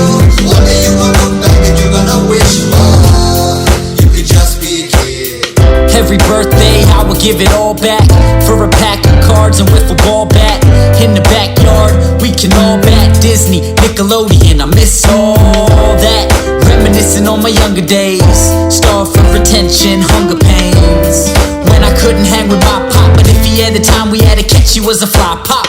Love was simple, girls had cooties, then girls grew boobies, and girls got booties. Hit that aging, girls got moody. That's just the facts of life, right, Tootie? You know what? You should slow up. Enjoy yourself before you grow up. I used to throw pillows, now I'm buying throw pillows. Dreaming about them good old days while the smoke billows. Cause pretty soon life will leave damages, and Ziploc bags won't just be for sandwiches. Bills and debt, I can barely handle this. Traded in my thermos for a handle and some cannabis. You wanna stay young? Truth is you can't, but you can make it better for the seeds that you plant. Hug your kids, grab hold of them, and tell them what I wish they would've told me then. Don't rush, growing up, no. When does all the time go? One day you're gonna look back and you're gonna wish, oh, you could just be a kid, so don't rush, growing up, no. Just trust grown-ups when they go. One day you're gonna look back and you're gonna wish, oh, you could just be a kid. Don't rush, growing up, no. When does all the time go? One day you're gonna look back and you're gonna wish, oh, you could just be a kid, so don't rush, growing up, no. Just trust grown-ups when they go. One day you're gonna look back and you're gonna wish, oh, you could just be a kid. Don't rush, growing up, no. When does all the time go? One day you're gonna look back and you're gonna wish, oh, you could just be a kid, so don't rush, growing up, no. Just trust grown-ups when they go. One day you're gonna look back and you're gonna wish, oh, you could just be a kid. The National Task Force on Medicinal Cannabis is a group of not-for-profit organizations dedicated to influencing government policy with factual evidence. Our mission is to ensure that a constitutional medical program is developed that will address the concerns of all Canadians that require therapeutic cannabis. The task force is looking for dedicated people who are willing to contribute to our cause. We have formed this task force to foster a unified approach and focus on lobbying the federal government and Health Canada. We represent the combined expertise of thousands of patients with more than a decade of experience. As a task force participant, you, your business, or your group will have an opportunity to show that you care and offer your unique skills to promote the cause. If you would like to get involved, go to medcanataskforce.org. That's medcanataskforce.org and use the Contact Us link to get started. Help us help you. Help you. Help us help you. Laurie, thank you for that wonderful PSA.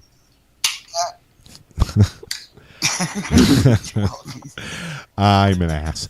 We're continuing our chat with Jack Lloyd, who I have to say is probably one of the most passionate people I know about cannabis.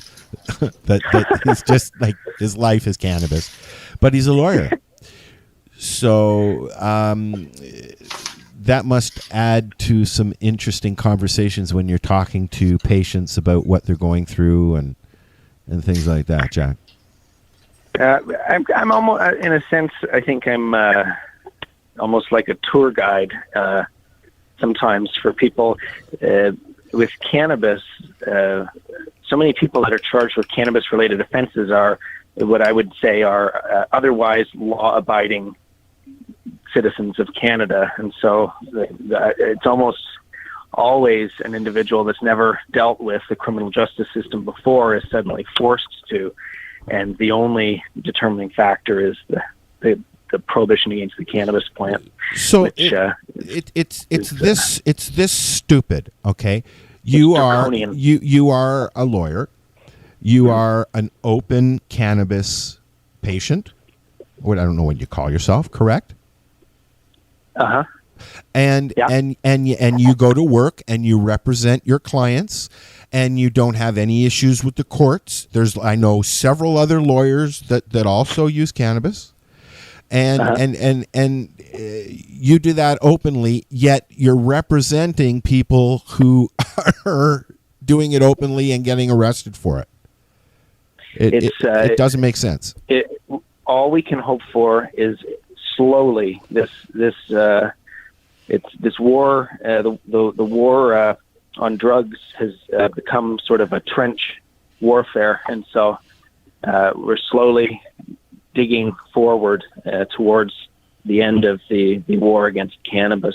and sensible drug laws. That's what my work as a lawyer, yes, but also my work with Normal Canada is just focused on sensible policy around cannabis.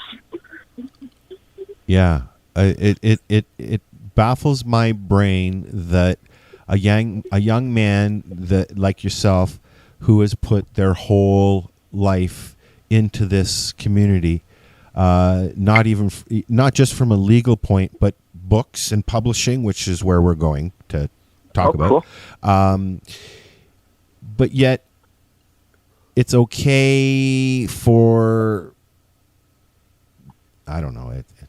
It's so baffling. I'm at a loss for words every now and then. Doesn't happen very often. It's uneven application of the laws is what's going on. An extremely uneven application of the Controlled Drugs and Substances Act, and it's been happening since they invented prohibition. And you're seeing now in the cannabis world an uneven application of the Controlled Drugs and Substances Act with raids on dispensaries.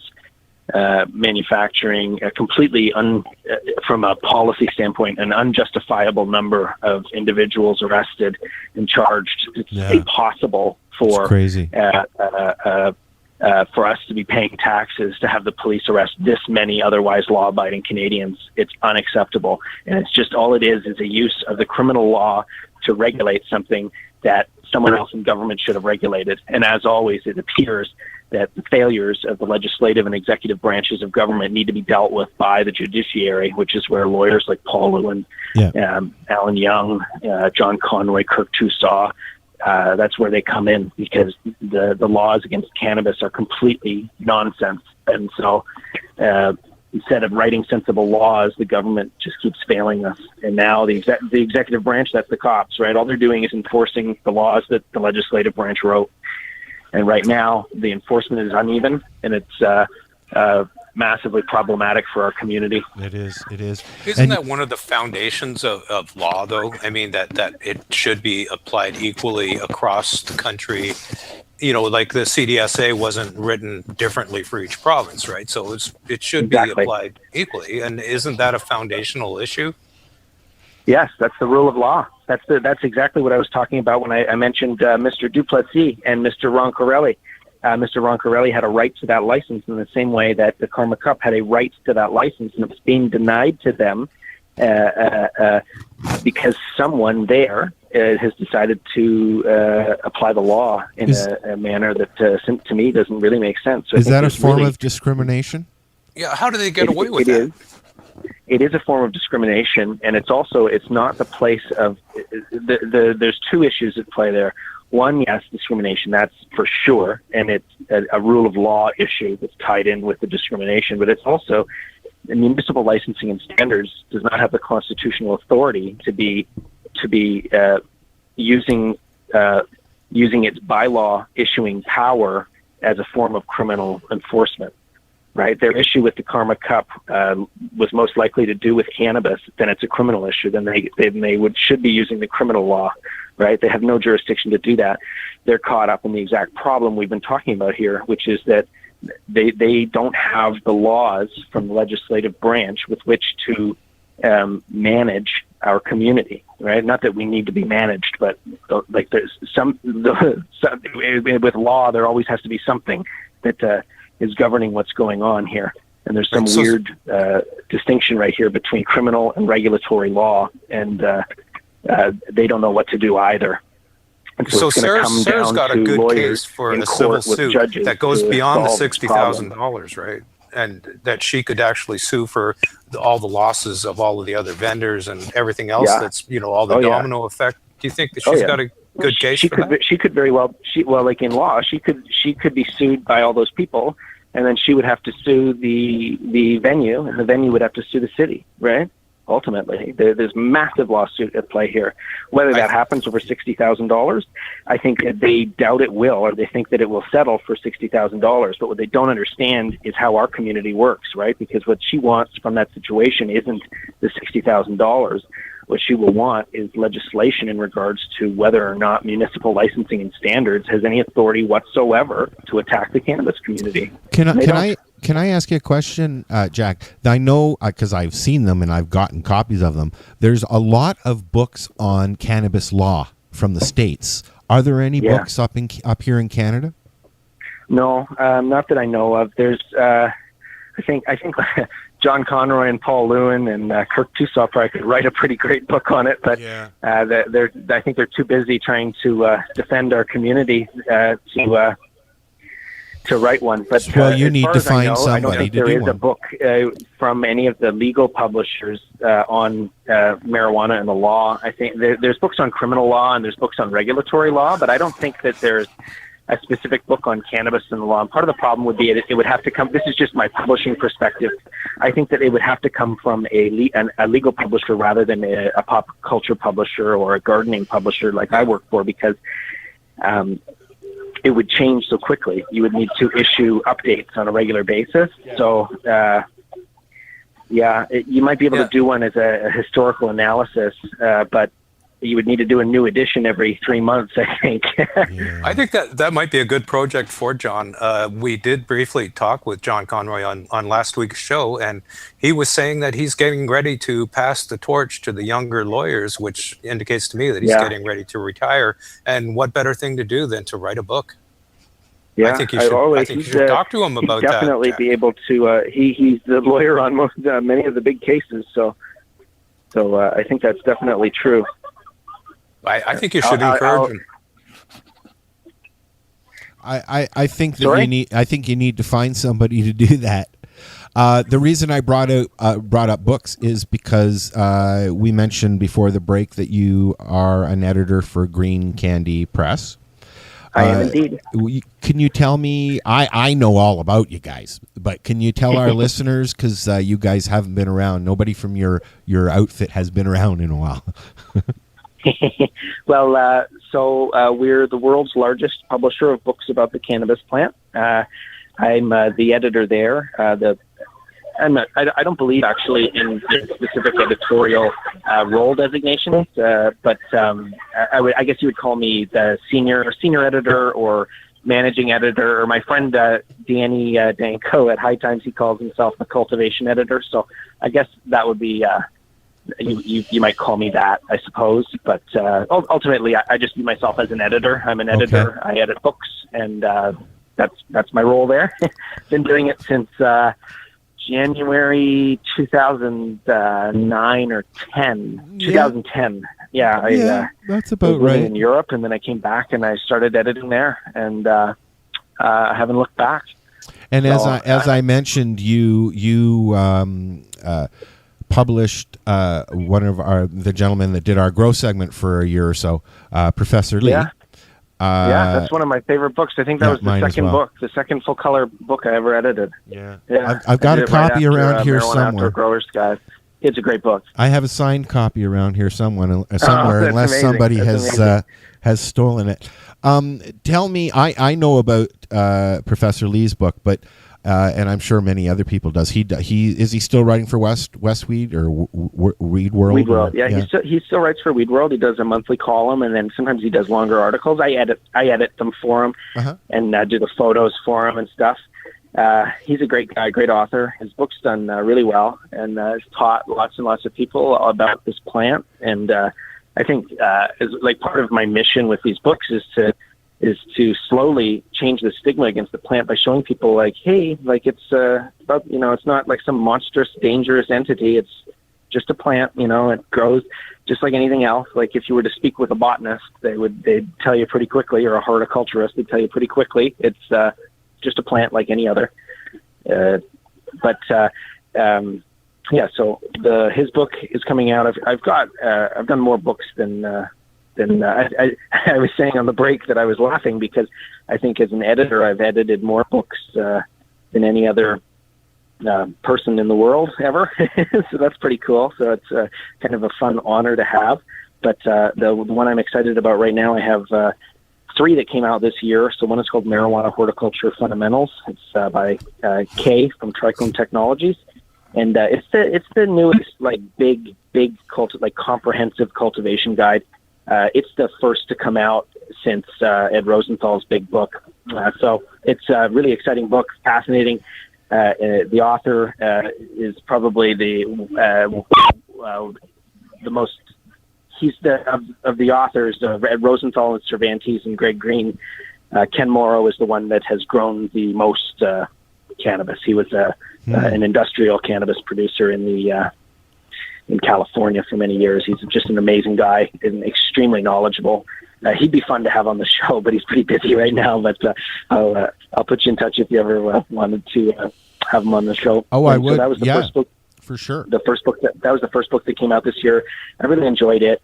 It was a book I had seen. It was in production before I started at Green Candy Press. It was the only book that was still hadn't been published that was in sort of in the lineup from when I started.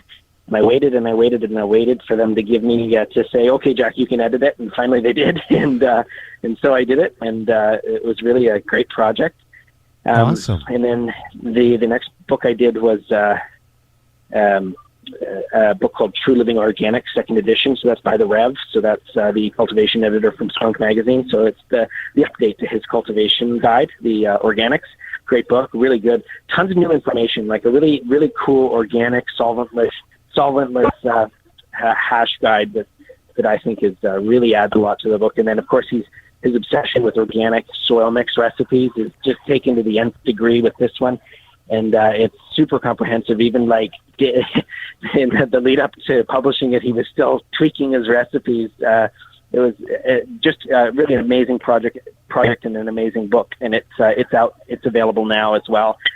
Then the next one I did was actually the first non-cannabis book that I've done for a long time, and it's called the Psilocybin Mushroom Bible. What? And it's a book. It's a book about growing your own psilocybin mushrooms. Cool. Really, really interesting book. Beautifully done. 400 pages. So the largest book on this subject that's ever been done, with the most photos and things like that. It's coming out soon. It's been printed. It's shipping to the warehouse now. So I've got like 6 copies on my desk at Green Candy Press, and those are the only copies available anywhere. But it's a really cool book. And then finally, the book I've been waiting for 7 years to edit, of course. This is the Cannabis Grow Bible. Second edition was released, I think, the day I started at Green Candy Press, and of course went on to become the probably the most important marijuana cultivation guide ever published. So I didn't edit the second edition.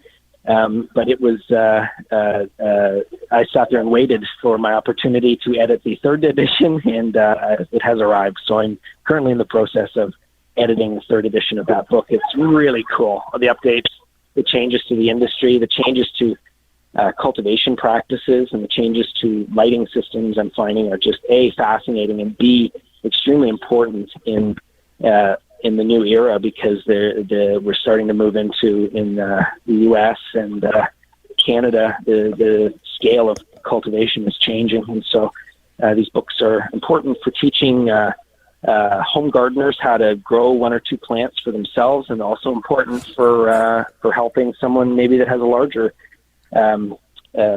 grow operation, how to do it efficiently and respectfully to the environment and to their electricity bill, certainly. And so it's just a great book. And so I'm about halfway done editing it, and it's going smoothly, but it's going to be probably 800 pages.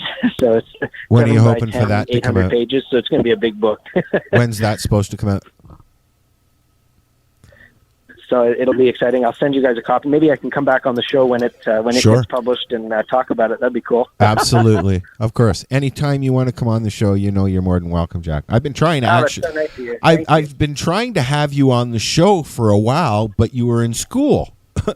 Yeah, I was pretty busy in school. Oh my God. Just a little, eh? So if somebody wanted to buy one of these books, is there a website or somewhere like that where they can find these books and buy them? I was just going there. We're available at all good bookstores. We have a website. We don't update the website anymore because mostly we just use Facebook. So facebook.com/Green Candy Press. Every book I do, I have a Facebook page for it, but everything is available on Amazon, at Chapters Indigo. In America, it's Barnes & Noble. Pretty much every bookstore you go into, you can get our books. We're distributed by PGW, and in Canada by PGW Raincoast, and Amazon.ca. All the books are available. You can just type in Green Candy Press or the book title. So if you're looking for a book about cannabis, we're pretty unavoidable. we're the biggest one. Well, I hope that we can finally get some of those reviews done. Sweet. Okay, I'm going to send you some books. That's Awesome. really exciting. Awesome. So we're going to let Jack go, and we're going to listen to one last song by Deadbeats Inc. and say goodnight. Thank you to Paul Lewin, our first guest. And Paul Jack, Lewin's the best. Yeah. Oh, he's the best. Jack, thank you. It's we'll definitely try and hook up tomorrow. Oh, sweet. Okay, thank you so much for this opportunity. I had a really fun time chatting with you guys. That was not a problem. It just at all. felt like we were hanging out and talking. That's amazing. I got to Yep. go meet with Mr. Conroy now, so I'll see you guys later. Okay. Okay. Okay. Take care, Jack. Thanks. Good night, Jack. Okay, take care. Bye bye. Thanks a lot, Jack. So, is there any? Before we leave, I wanted to let anybody who is still listening know that next week we have Dr. Robert Malamede on the show. We're gonna maybe try and get him to answer some questions from people if there are any, things like that. I'm looking forward to it because he's really easy to get along with, and it's like talking to your buddy when you're talking to Dr. Bob, who has a really big brain. And what is Dr. Bob known for mostly? Cannabinoidal medicine. Ah. Cannabinoidal. Cannabinoidal. He's a cannabis researcher. Wait, actually, tomorrow's event has the one that's in Moncton, the Health and Wellness Expo, has a speaker from Dr. Paul Hornby's group. Oh, cool. And he's going to be talking about the endocannabinoid. Oh, from Hedron? Pardon me? From Hedron or just... No, it's Canutra. Oh, yeah. Yeah, Canutra. Canutra? Hedron Analytical, I think, is Dr. Hornby's place out west where you can get tested and stuff. Now, this one tomorrow's got Neil Morgan, who is a co-founder with Dr. Paul Hornby on Canutra Naturals. I've not heard of that before. No, I haven't heard a whole lot about it either, but I'm going to go and check out his seminar and see what he has to say. Awesome. And I'm going to be on live all day with Al tomorrow from wherever the cannabis or the Karma Cup might actually be. As far as I know, if you're going, they are announcing the actual event location tomorrow at 7 a.m. The website says you can find that at, I believe it's thekarmacup. I just saw a post from Tracy, who's looking for volunteers. Yes. And anybody that wants to volunteer, they need you as early as possible to report to Mark Emery's Cannabis Culture Church Street location. Which is, I can't remember the address, but it's... and they're going to be there. Oh, it's at 461 Church Street. They're going to be there at 6 a.m. Okay. So a nice early morning. If you want to get there by 6 a.m., you'll know at 6 a.m. where to go. Yeah, well, I'm leaving here at 7, so I hope I have an address. So, but you guys are going to go live. We're going to go live around 10, 11 or so, 12 maybe, I don't know. But we're Al Graham will be there too. Al right? Graham and Kim Cooper will be down there. Unfortunately, Kelly won't be going. I'll try and connect live from the Health and Wellness Expo in Moncton. Okay. And I'll try to pop in while I'm working at the store tomorrow once in a while. Just check in, see how you're doing. Okay.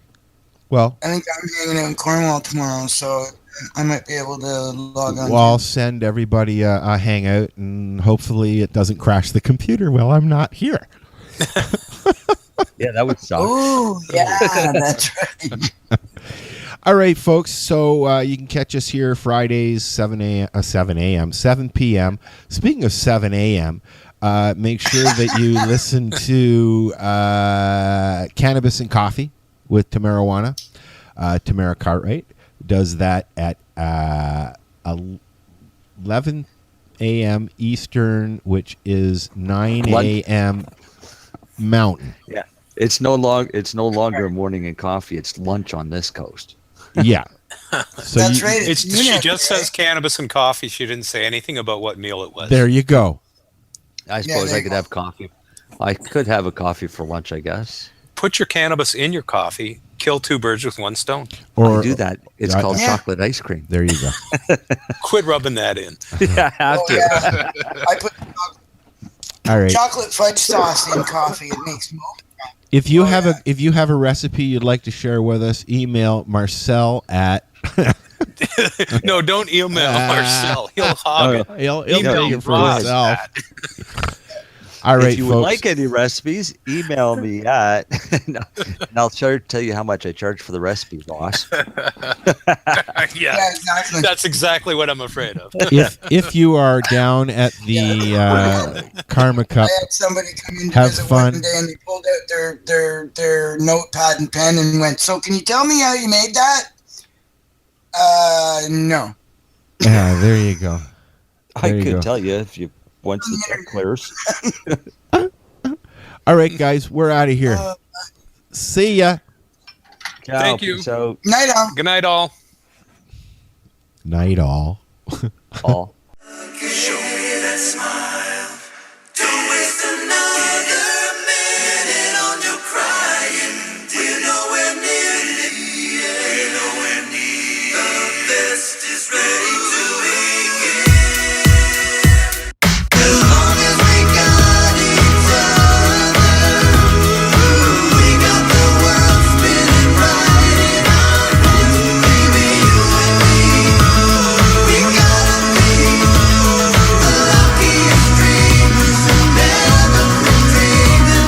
I wanna thank my mom for all she did, cause everything she did for her kids. And at graduation she got me that Triton, and ever since then her boy's been writing. And Dad, me and you would get so mad, but that was back then. Now you the man, and believe it or not, Pop, you taught me a lot. And if you ever change your mind, I still got that pop. And Lauren Amanda, that's my little sis. I'm really proud of the woman you is. And I'm sorry for when we were kids and I tortured the shit out of you and your friends. So my best friend / bandmate Bud, might as well be blood, it's all love. That's why we keep family first, cause ain't nothing more important on this earth. As long as we got each other, we got the world spinning right in our hands. Baby, you and me, we gotta be the luckiest dreamers who never quit dreaming. Yo, it's time to get a little personal. What I'm rehearsing to a little melody about this little miniature person who greets me with a smile and followed with little giggles. It still blows my mind to realize this baby goes half for me. You got your apple juice, I got my glass of tea. Chillin' watching Yo Gabba Gabba all on the television. Can't wait for PTA meetings and some spelling bees, catching honeybees, run around getting bloody knees. I was told this girl would change my life and how I perceive it. Responded, yeah, okay, I didn't believe it. Now I see it, my love can't get harder than semen. You mean the world to me, baby, let me show you I mean it. Somebody pinch my arm just so I can see if I'm dreaming. High is the ceiling, the best way of describing this feeling. Sure always be my daughter, bright days, darkest of nights. Thanking God for your life, you gave me something to write. As long as we got each other, we got the world spinning right in our hands. Baby, you and me, we gotta be the luckiest dreamers who never quit dreaming. As long as we keep on giving, we can take anything that comes our way. Baby, rain or shine, all the time. We got each other, sharing the laughter and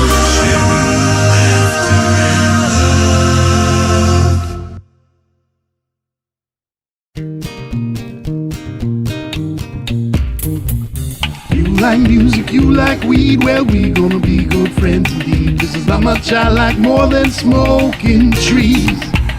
They'll make you dance the do-si-do and teach you how the chiba grows. Smoke a bowl on the 420 radio show. On Lifestyle Radio. So what are you doing? Nothing. Why not? Trying to get on this Lifestyle Radio website. Sounds like a cool website. Yeah, it's alright. Oh, wait, I might have it. You You might have it. You're listening to Lifestyle Radio. The opinions expressed during this show are those of the individual participants and do not necessarily reflect the opinions of their associated organizations or Lifestyle Radio.